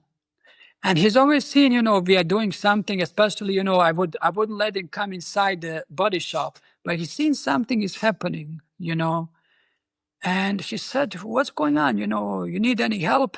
You know, and he would be basically offering this himself, you know. And I'm like, and that gave me the idea right away. And he was an older guy, you know, but I'm like, okay. So all we had to do, we just need a getaway driver. We just need somebody to be parked on this tunnel for about 15, 20 minutes. Like basically the impression would be like his car broke down. And just waiting over there for 15, 20 minutes, you know, 30 minutes maybe. And it wasn't nothing basically, just wait in the van. We would, you know, go to open the manhole from the tunnel, go inside, close it back up, and he drives. That's it. That will be basically his work. And I told him this. I wouldn't tell him the plan. I just told him, okay, so this is what we're gonna do. You're gonna get some money. Okay, I want you to do this. And I remember I told him he's gonna get $50,000 for this. And I told him he's gonna get a car. He came over there and he liked the car that I had. I had the only car that was basically my car. I had the Lexus. And I told him, this is what I'm gonna do. I'm gonna give you this Lexus and I'm gonna give you $50,000. I said, yeah, what do I have to do? I said, all you have to do is just wait at the place where I tell you to wait for about 15, 20 minutes. And that's basically it. That's the only thing you have to do. I said, yeah, hell yeah, I'm going to do that. I said, I'm going to bring my son too. I'm going to bring my son and he's going to be parked behind me. You know, like he came over there to help out, and plus he's going to be parked behind so nobody could see us, you know, once we exit the tunnel. So if in case somebody is driving behind, you know, at that particular moment, so they will be blocked from seeing us exiting the tunnel. So I told him and I asked him, okay, are you sure you want to do this? I wouldn't tell him the plan, but he knew, obviously he's not stupid. He knew something is happening because nobody's going to give him $50,000, you know, just to pick him up, you know. So I told him, okay, so you can do this? Hell yeah, of course I'm going to do this. Okay, so this is all you have to do. This is all you have to do. Pick us up, you know, and take us about 5-6 miles away to our cars. That's all you have to do. So hell yeah. So they were on board. Everything is set. We decided on a time. There were already, you know, a couple of times that we tried to do it, but always something popped up, you know, either, you know, something wasn't in place. So I got the information that the money is going to get delivered on a Friday, particular Friday between like 6 a.m. and 9 a.m. And I told Fleck, okay, this is it. We are hitting him this Friday. And during that time, I told you, you know, there was a lot of pressure on me, a lot of pressure. This person that I took the money from, always demanding for the money, you know, and I already promised a couple of times before the money is going to get returned. And I told on this particular Friday, I said, okay, 100% on this Friday, you're getting the money back. I'm promising you, you're going to get the money on Friday. That's it. So there was a lot of pressure, you know, from the inside, from outside. And I could tell you during all this time, you know, I'm like, you know, it was kind of unreal for me. You know, I was like, one part of me really wanted to do this, but another part, you know, didn't want to do this because I know what could be the consequences of this. You know, they're going to be, you know, years and years in prison, you know, because this is, you know, something serious we are doing, you know. And at the end, you know, basically this darker side prevailed. And at the end, we basically ended up doing this. I got the information that we are doing this on Friday. The money is going to get delivered. I told Flecka, everything is set. He is ready. I told those two guys, they are ready. So what we did on this particular night before, we rented this guy who was working. I told him to rent a hotel close by, and we basically set everything up in this hotel. You know, the bags, we parked the cars, we parked the van. And one of the things is we got the manhole covers ready, those fake manhole covers. The easiest way to do this would be so you actually have some free time for yourself to replace those manhole covers, you know, a couple of days before, you know. But the thing is, you know, I didn't want to risk this because, you know, those manhole covers were thinner. And I didn't want, you know, a lot of cars passing over them and maybe they're going to crack, you know. And if you replace them, let's say 3 or 4 days before, many cars are going to pass over the manhole. If they get cracked, the whole plan is going to get exposed.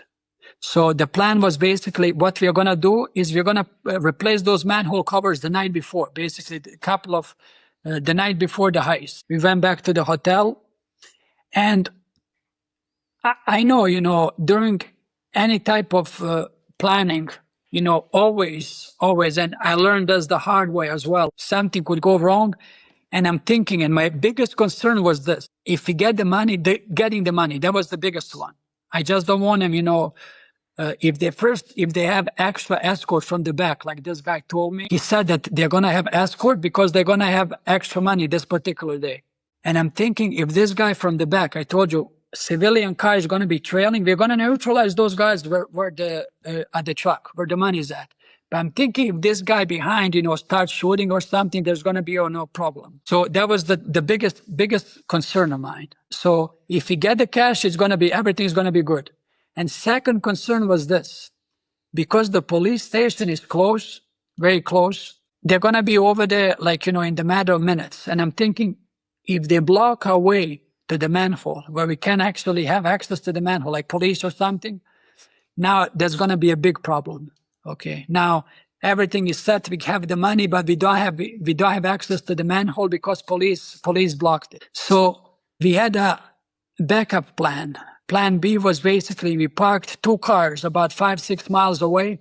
So in the worst case, if something like this happens, we don't have access to the manhole, we're just gonna drive, even though, you're gonna be completely exposed. You cannot, with a big van, there's no way you're gonna outrun anybody. Parked two cars about 5-6 miles away. So in the worst case, if you don't have access to the manhole, they're just gonna drive to those 2 cars, get the cash out, jump in those 2 cars, and just, split up and try to run away. So that was all, basically set in place. And I remember about 3 o'clock in the morning, we were back in the hotel. We all set. All we have to do is now go back to the place and wait for the van. Okay. And always, something, during those last minutes, there's always something coming up. You're carrying the bags full of supplies, because there's always a lot of stuff. We have to, give the impression to the police and everybody else, somebody's still inside. So we would dress up the blow-up doll in the clothes, put the mask on, and strap her in the front seat. So when police looks inside, they would still see that somebody's inside the van. And so we had that. We had smoke grenades, we had flares, we had pepper spray, we had all of those things in the bag. So everything was set. We went over there to the parking lot, right across the casino. There was a parking lot, and we had access to clear view of the back of the casino, where we could actually see the armored van coming, loading and unloading. And I wanted to be over there at least 5 o'clock. And we came over there, I remember about 5:15, 5:20, a little bit later. And because this guy told me, sometimes they even can come before, 1 or 2 hours before. So you're better off, for myself, I was telling myself, we have to be at least 1 hour before in case they come earlier. So we came over there, everything is quiet. We parked basically the van and shut it off and came into the back of the van and just waiting. And we are talking about July. This was July 21st in Arizona. Arizona, it's scorching hot. I'm talking about middle of the summer. Outside, it's 45, 50 degrees outside. And inside the van, it's going to be at least 10, 15 degrees more. And me and Flecka, we are in the back of the van. We are making sure everything is set up. We already have those jumpsuits on, the masks are on. I had to, we already had the goggles, So once we spray the pepper spray, and by the way, the pepper spray was a big pepper spray, not the regular one, like a bear spray. Once you spray it, it can go maybe 10, 15 meters away. And what happened is, I remember police car passes by. And it's, as I said, it's especially early in the morning. There isn't too much traffic. Early police car passes. And I remember Flecker started, come on, man, maybe they're over here for us. All of those things, started, going through his mind. Now, come on, it's just a regular patrol. Don't worry about it. Just a regular patrol. And they passed, and so we are still waiting. And, during that time, there's a lot of anticipation. Your heart is beating, you're sweating. It's like inside is like, even though it's early in the morning, it's still inside the van. It's like 50 degrees. And I remember this particularly, you see all of those people, leaving from the casino, because we can see everything. We have a view of everything. They come outside, they jump in the car, and you see the tired faces, just driving back home, after, and I've seen myself like this, many times. And we are waiting over there. 1 hour passes, nothing happened. 2 hours passes, nothing happened. And again, police car passes, and Flacco started panicking, Oh, no, they're not coming, maybe the police is coming for us, this and that. And I told him, no, nothing is happening. This is just a regular police, routine. And about 8 o'clock, and I'm thinking, is it possible that we missed? Because there's a possibility, I told you, they might have come earlier. And I'm like, man, this is unbelievable. We set everything up, and if they don't come, everything is going to get exposed. Somebody's going to see those manhole covers. Maybe they're going to get cracked. Everything's going to get exposed.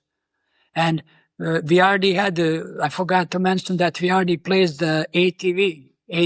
We drove it with this truck and placed it right underneath the manhole. So basically it could be right there. Once we escape, jump on the ATV and drive off. So everything is in place. So 8 o'clock, nothing. And by now they were supposed to be over there. 8:30, nothing. And right now we are talking, like for the past couple of hours, there wasn't any activity, but now there's a lot of activity. People are coming and going. People are going to work. 8:35, nothing. 8:40, and I see the van. The van is pulling. And I look closer, and this is the van. This is the armored van.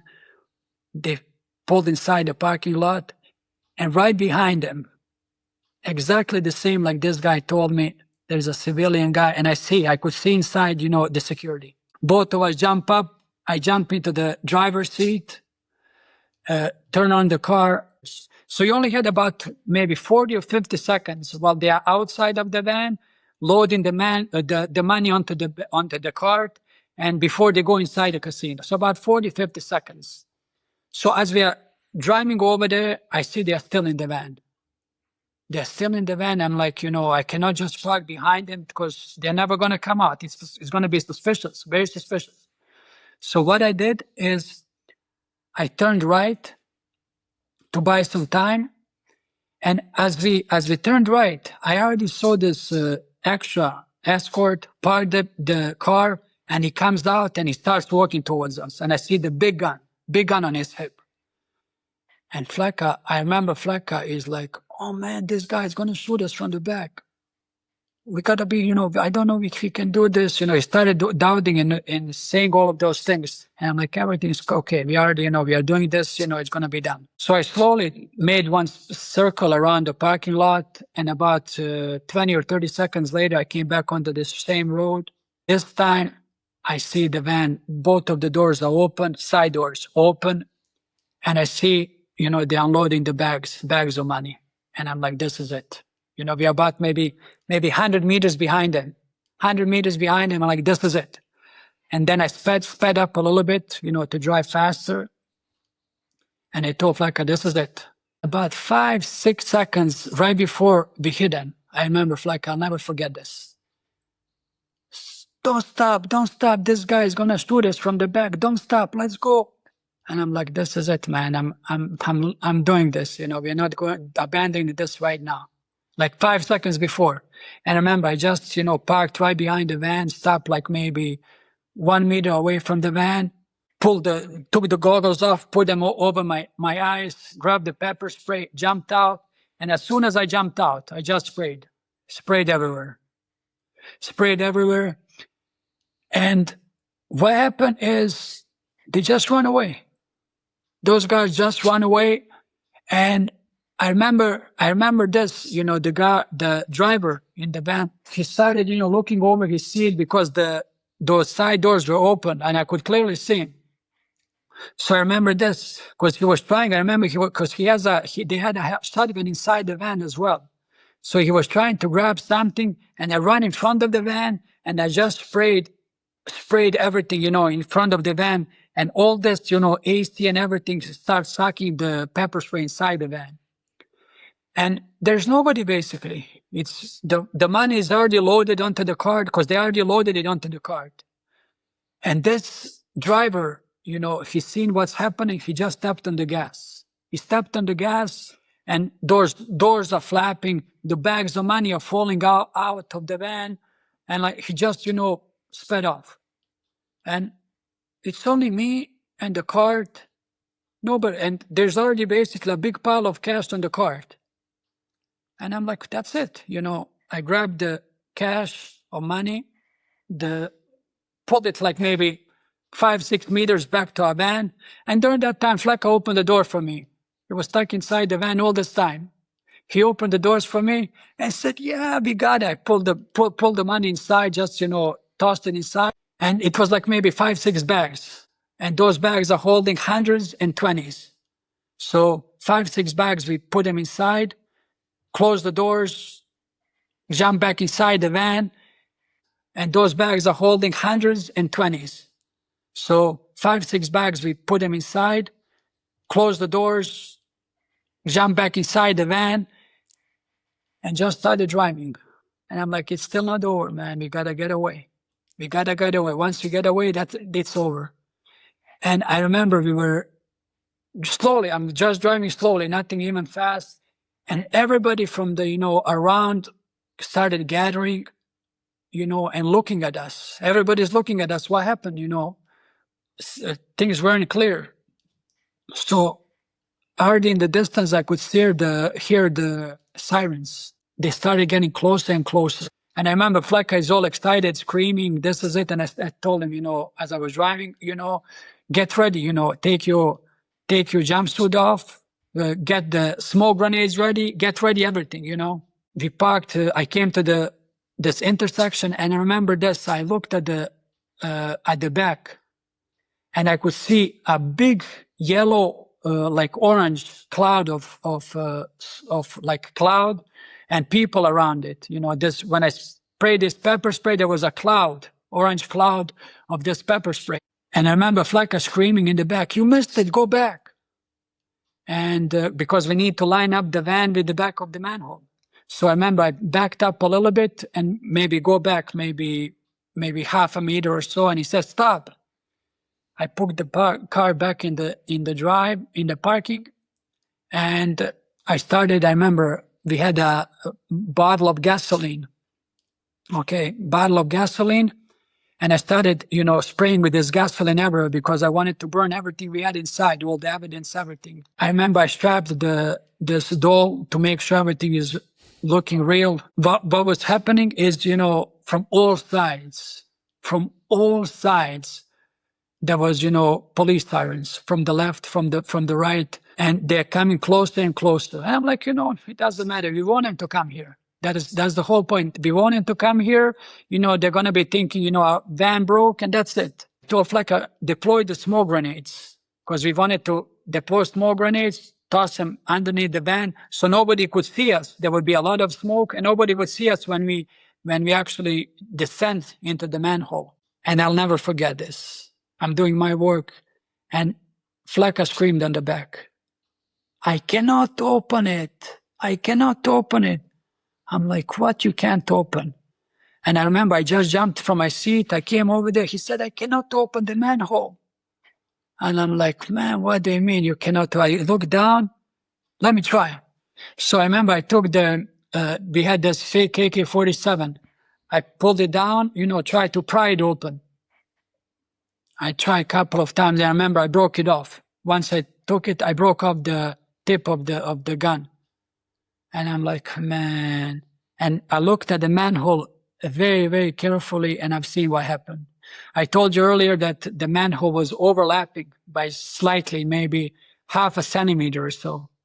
So what was happening is car drove over it and sealed it shut. It's sealed, it's shut. And I tried many times. I spent maybe 1 minute just trying to open the manhole. I tried this, and I'm like, man, this is it. This is it. And I see the sirens are coming closer and closer.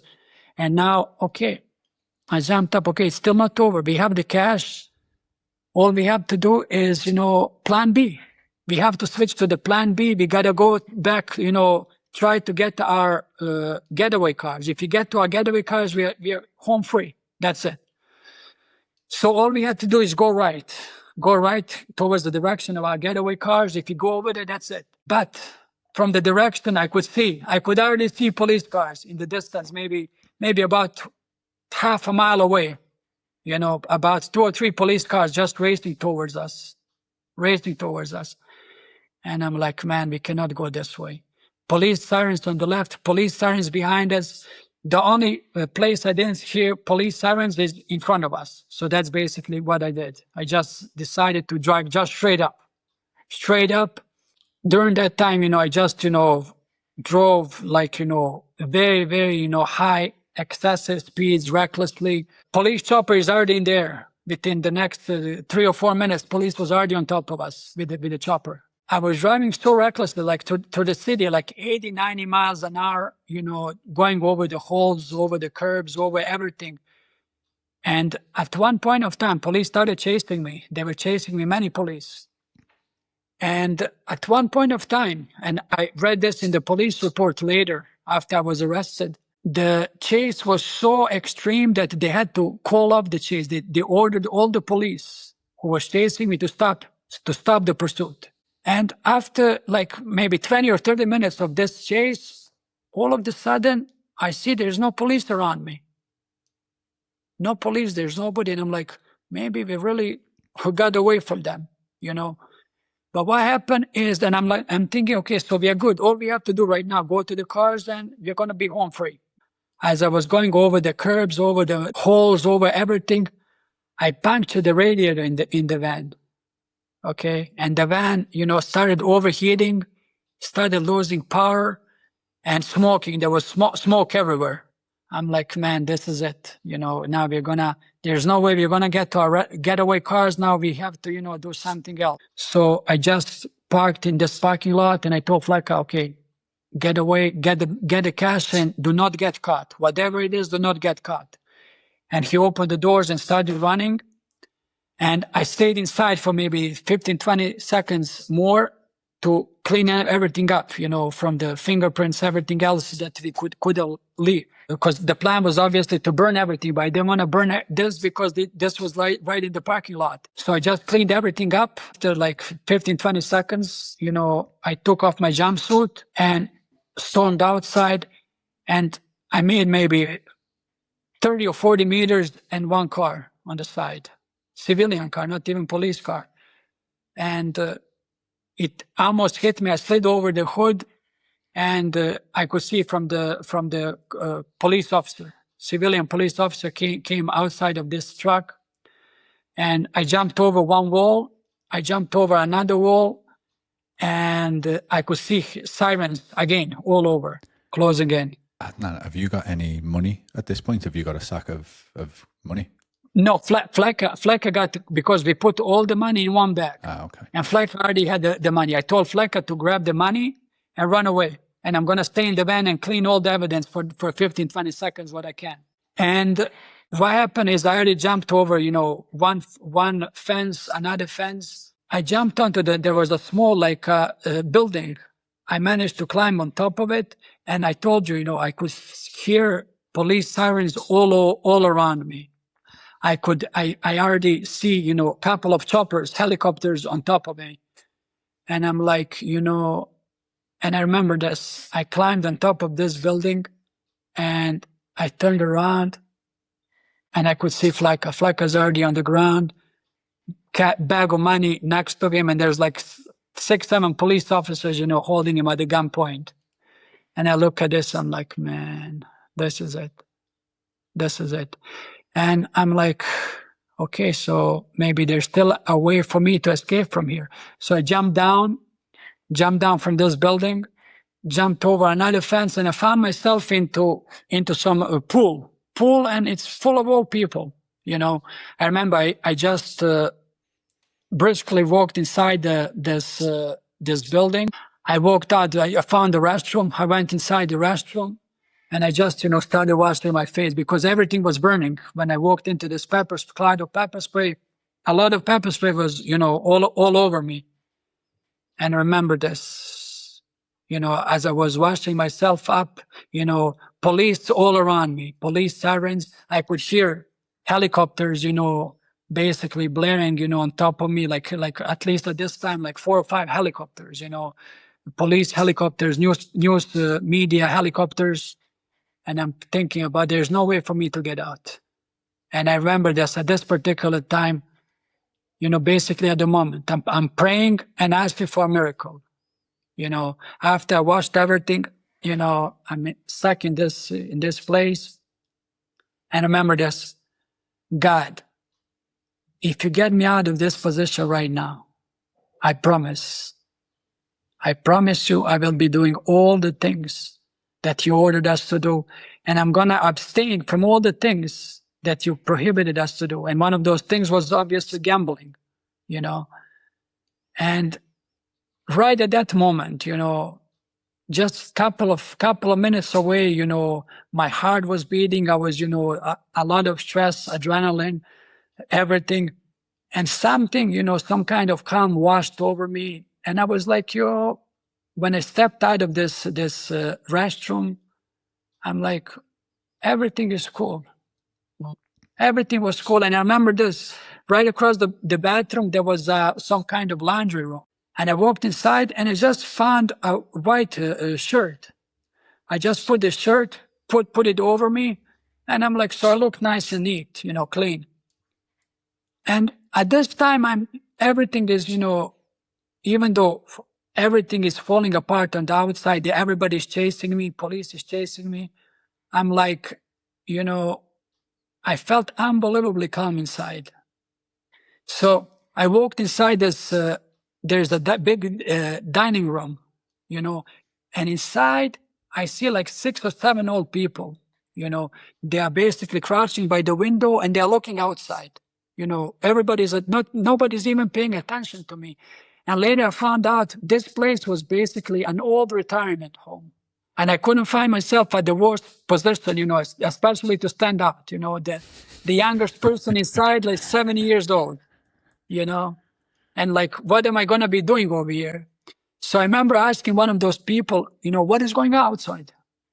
And I remember they said, like, all excited. Everybody, a lot of police. It seems like they're looking for somebody here. I'm like, okay. And I'm like, okay. So what I did, I remember I went to the top, second floor to see, what's going on. And I see a lot of police. One police car took perimeter here, another car over here. I hear a lot of helicopters on top of me. They're just, cruising around on top of me. And what I've seen is about maybe 150 meters away, I see a lot of people gathered outside. The first row, it's like media. And right in front of the media, there's, police. Police is basically setting up the perimeter. And I'm like, man, this is going to be very tough to come out, because everything is surrounded. And now they are, I don't even have any weapons, anything basically to help me, basically. And I'm like, I have to find a way out of here. I have to find a way out. And as I said, there was, a lot of activity going on around me, but I was calm. I was unbelievably calm. And I remember I came down one more time. I spent another maybe 5-10 minutes, and I came back again one last time to see what's going on. And this is basically what gave me some sense of urgency that I have to get out of there. I've seen the couple of civilian cars parking close to this police perimeter, and the FBI SWAT team, they started assembling. I could see them. They started to assemble like maybe 5 or 6 of those guys. And I could see, FBI, on their vests. They started assembling, putting their vests on, checking their weapons. And I could see everything clearly, And I'm thinking this is it, basically. Any minute, they're going to be storming inside. And most likely, they're going to kill me. That's it. They know what I did over there.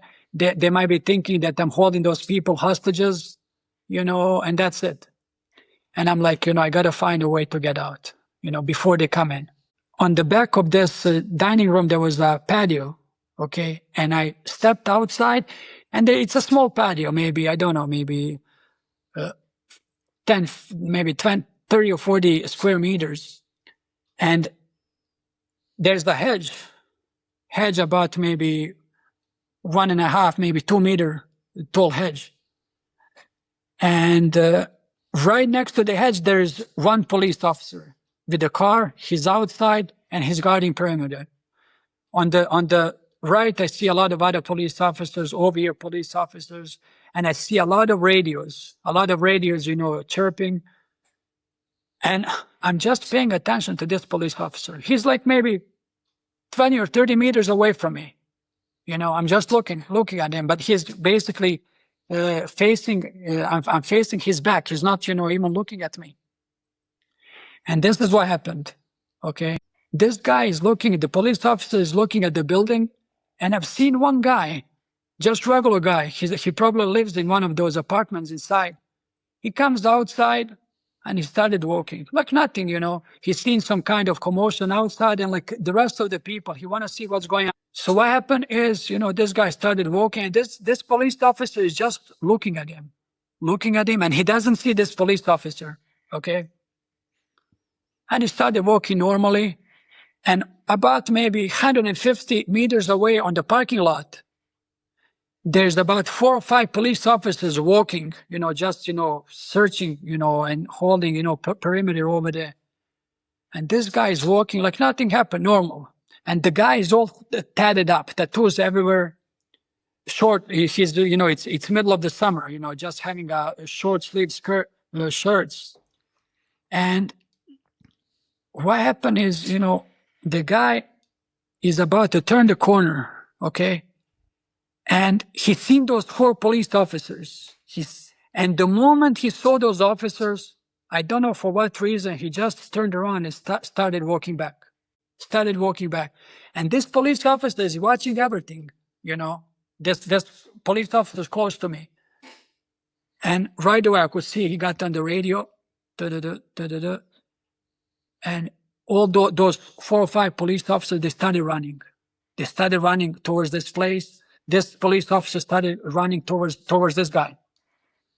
And I took that chance. That was my chance. I just jumped over this hedge and just started walking normally. And I'm telling you, there's like police officers, like nobody but police officers, like, at least 50 or 60 police officers going towards this guy. And I just looked on the side, and I could already see this guy on the ground. They're handcuffing him, and I just started walking. All I had to do is, if I could find a way to walk to get to this area where all the spectators are, I'm going to be free. That's it. And I started walking, and this was the longest way of my life. I'm talking about 100 meters, but, it was like, it usually takes to maybe 30 or 40 seconds. It looks like, 30 or 40 days for me, walking. There's still helicopters above me, police all around me, but nobody's paying any attention to me. Literally nobody paying any attention. They are running over there, and I'm just walking towards them, towards the spectators. 50 meters, 40 meters, 30 meters, and I'm thinking, all I have to do, if I blend with the spectators, I'm free. That's it, I'm free. And I remember this, I came right, I'm about to blend with all of those people, and I'll never forget this. One of the guys, short Mexican guy, he just jumped in front of me with the microphone, stuck microphone under my mouth, And what's going on over there? Did you see anything? What's going on? And I'm like, I have no idea, man. That's why I came over here. I see a lot of people. And when I seen, I don't know anything. He just lost attention and just turned around. And I just basically, I found my way to the media, blended with the spectators, and that was the way it is. I managed to escape that way. And I remember I went inside the office, one of those offices. I used the phone, called my friend. And 45 minutes later, he picked me up. He drove me back home. And I remember this. I turned on the TV, and on every single channel, breaking news, Casino Arizona robbery, hostage negotiations in process. They are basically, and I see on the screen every single TV channel. I could see basically those SWAT team members gearing up and about to go inside and hunt for me. And I'm like, those people are looking for a ghost. Wow. Just like, so at this point you're thinking, I've got away with it, but you haven't actually got any money out of it, but at least I'm not going to get caught. Yeah, the thing is, I knew right away it's over because like I was arrested. It's just a matter of time before I get busted. I told my friend, okay, drop me off, drive me over there so I can pick up this car. You remember those two cars that he parked? I picked up this car, drove it back home, called my sister. My sister was working in this restaurant. And I told her, okay, I'm going to go. I got to go. Something came up and I'll talk to you later. And I prepared all the stuff that I had, just, small bag. My plan was to drive to New York. My friend was in New York, and I would just, stay over there because, there's a lot of heat over there. And I remember I called my girl. My girl was coming back from work, and I told her, okay, let's meet in this park. I'm gonna see you over here. I gotta talk to you because, I have some things to tell. And I remember this, I jumped in my car and I've seen, in front of my home, I see one car. I remember it was Dodge Intrepid. I remember specifically new Dodge Intrepid. It passed by and I see 4 people inside, and it looked kind of suspicious, but they just passed by and went on. So I jumped in my car, put it in reverse, backed up, and about 60 or 70 meters in front of me, this car is parked. They're not, driving onto the main road. They just parked over there, waiting. And I slowly started going towards them, and I see those reverse lights turn on, and slowly they started backing up, slowly. And I'm thinking, back, 10 meters, 15 meters, 20 meters, and I'm going towards them, and, like this. And I'm like, is this guy going to stop? What is he doing? And I looked in the rear view mirror. I've seen exact same car, Dodge Intrepid, and I see 4 people inside. 4 people. And right away, I knew this is it. Right away. And what happened is, it was like, you're half dreaming, half, you don't even know, what's going on. The 4 doors in front, open up. All of those people took positions, 2 to the left, 2 to the right. I looked in the rearview mirror, same thing, all 4 doors opened up, 2 to the left, 2 to the right. 8 guns pointed at me. They started screaming, get out, get on the ground, get out. And I'm like, this is it. It's over. All is over. And I'm thinking, like in those situations, your whole life, basically blinks in front of your eyes. And I'm thinking, I have the options basically to just gun it, put it in drive, gun it. And, but I'm thinking, 8 guns pointed at me. And I'm thinking, I remember at that particular moment, I wasn't even thinking about myself. I was thinking about my mom. I was thinking about my sister, If I'm going to get killed over here, killed right in front of my home, And I'm thinking, okay, this is it. So I just put the car in park, came out, and that's when I got arrested. How bad was the sentencing? Yes. And that was, I mean, everything went, very quick. I remember police, I was put in police car. FBI took over right away.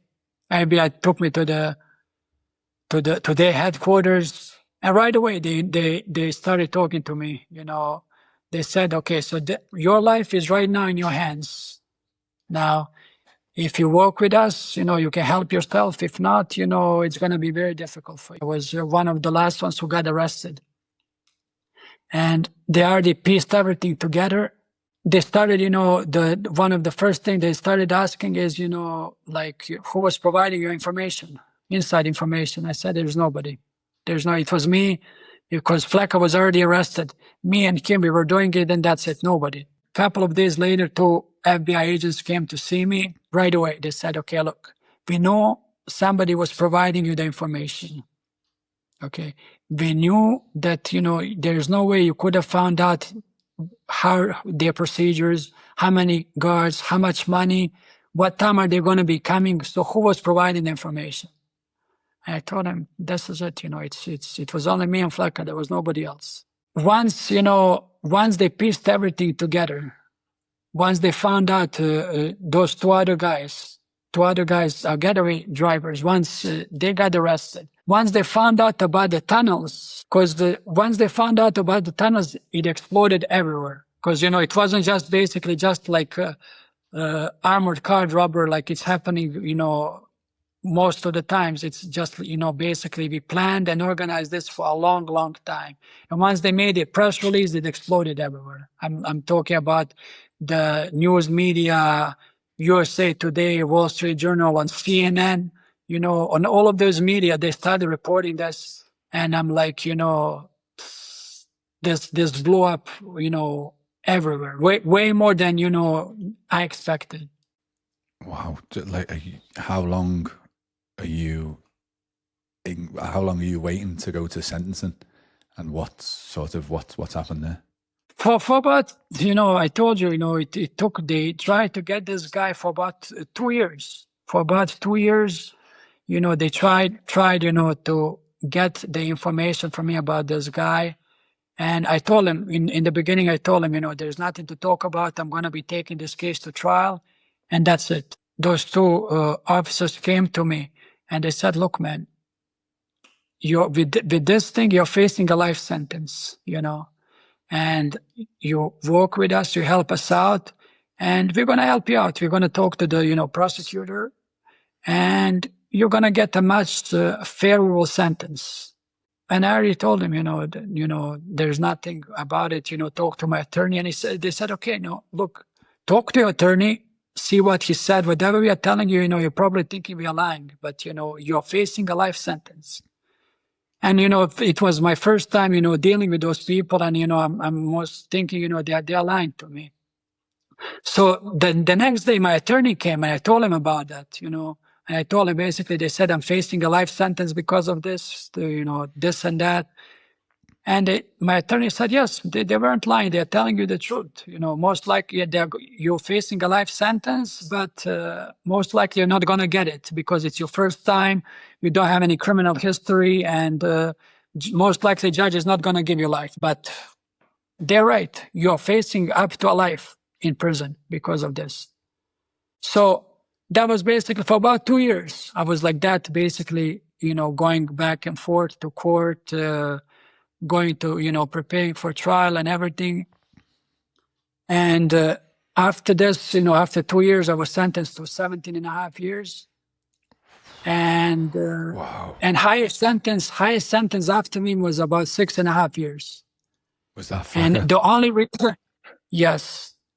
And the only reason why, I took this to trial is they were accusing me we did this with real weapons. That's basically what it is. And I said, we never had any real guns. We had pepper spray, we had fake AK-47, but they said no. And that's basically what got me extra 5 years. Extra 5 years just because they accused me of executing this with real weapons, not pepper spray and handguns. But there was no evidence of a real weapon, just an accusation. No, they found in the van, they found the handgun handgun, but the handgun was never used. It was never on the camera because they had a lot of camera evidence. They have a lot of things. And I told you, it was only pepper spray. With pepper spray, we neutralized them, and that's the only thing basically we used. What, you think they planted the gun? No, they haven't planted the Fleka brought this gun. Fleka brought this gun, and we both of us, and I was telling Fleka, we do not need any weapons. We're going to be using this thing with pepper spray, but he felt more assured if we bring the real weapons over there. And I thought, you're not going to be needing this. I'm going to come out there. I'm going to be using the pepper spray, and that's it. But based on the sentencing, you are the one who's being held responsible for that gun being there, because Flecker only got six years. Yeah, but the way it is, it doesn't matter. It doesn't matter who.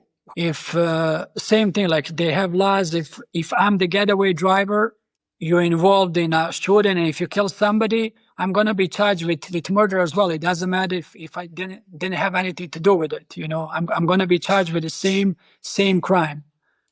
And one of the things that I said, that was one of the main reasons why I took it to trial, just, at least if I could actually dismiss that I was guilty. There's no doubt about it. I was guilty. I knew I was guilty, but find me guilty of what I was guilty of.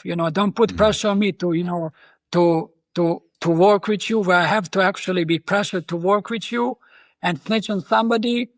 I don't want to be doing that. I know I'm guilty, and give me the sentence, that will be fair for me, so, and they wouldn't do that. Adnan, I wish we had so much more time because there's so many more questions I've got, but we are running out. So there's a few more questions I'm still going to ask you before we go. How was prison? How long did you serve? And how long have you been out of prison for? I could tell you this, prison was one of the best things that could have happened to me, without any doubt, because I knew even if this heist was successful, if he got all this money, you know what? I would be, doing my same old ways. Most likely within the couple of years, I would gamble all that away.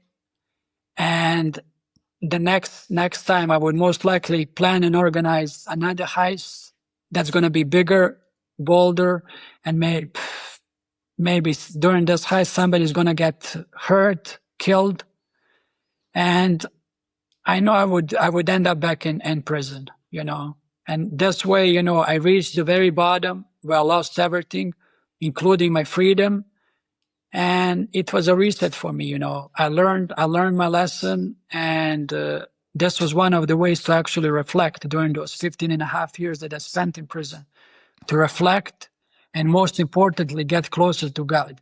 How important is it to you that nobody got hurt in this whole situation? Yeah, I mean, for me, it was all about the money. I didn't want to hurt nobody. I didn't want to, nobody to get hurt. I mean, those people were just doing their job. I understood this. And it was all, business. We are there to get the money, get in and out, and that's it. I paid my debt to society, and here I am. I've been out for about 4 years, and, just, pushing forward, moving forward, and, trying to do my best out here. Have you not placed a bet since the day or a few months before you went into prison? No. Yes. Since I came, on. Well done, man. Since I came to prison, never. And I could tell you this, in prison, especially in prison, one of the easiest ways to actually kill your time is gambling. I've seen a lot of people, the moment they open up the doors, they rush to that poker table and they spend all day, basically gambling, all day. And I've seen a lot of people got into trouble because of gambling. They got beat up, they got sent to the hole, all because of the gambling. And as a compulsive gambler, I'm pretty sure it would have got to that level for you as well if you had started. Yes. And the thing is, all of us as compulsive gamblers, if we find a way to actually channel that energy and that addiction towards something else, towards something positive, it's not going to be destructive. It's going to be totally opposite. It's going to be something, positive for us. So if you channel this addiction towards, something else, towards, reading, towards writing, towards working out, towards improving yourself. I love that. I love how you see prison as a positive. There's so many people that I have sit down with me and tell me about the worst things that have happened in their life and how they've now turned that into a positive, and they've used that to bounce off of and just do everything you've just mentioned there, just turn their life around a complete 180 degrees. And it sounds like you've done the exact same thing. You even wrote a book while you were in prison. Tell me about that. Yes, I wrote the book Arizona Dream, basically based on my experiences. And I told you this whole crime was highly publicized, because I guess the media loves that, like tunnels, At one point of time, I think it crossed their mind, I'm going to go and get this casino back. I'm going to hit them. I'm going to find a way to get my money back. And most of those people are probably only thinking about this. And, I was the one who actually executed. But it wasn't a success. So you're not advising anybody to follow in your footsteps. Not really, but I could tell you this, firmly, those casinos, and gambling establishments, they are some of the worst places out there. They are not only destroying people and individuals, but they're destroying families. Yep. They are destroying whole communities because they are preying on those poor people, and all of those casinos, they need to be closed. They need to be shut down. They need to be closed without any doubt. Do you think anything like that will ever happen in our lifetimes? They want to portray it, as something positive. They are creating jobs, they are improving economy, they are improving, communities, but they are not portraying how many communities, how many lives, and how many families are destroying. Right, Adnan, before I let you go, there's a few more things I want to know. Did you ever find out how much you and Flecker actually had in the bag? Yeah, we had, the whole van was they had about 5 million in the van, but we only had I think like 4 or 5 bags. FBI had to actually count all this money to make sure everything is out there. I think 780,000 was in the bag that we took. $780,000. You stole 700, and you had in your possession at one point $780,000. Yeah. Wow.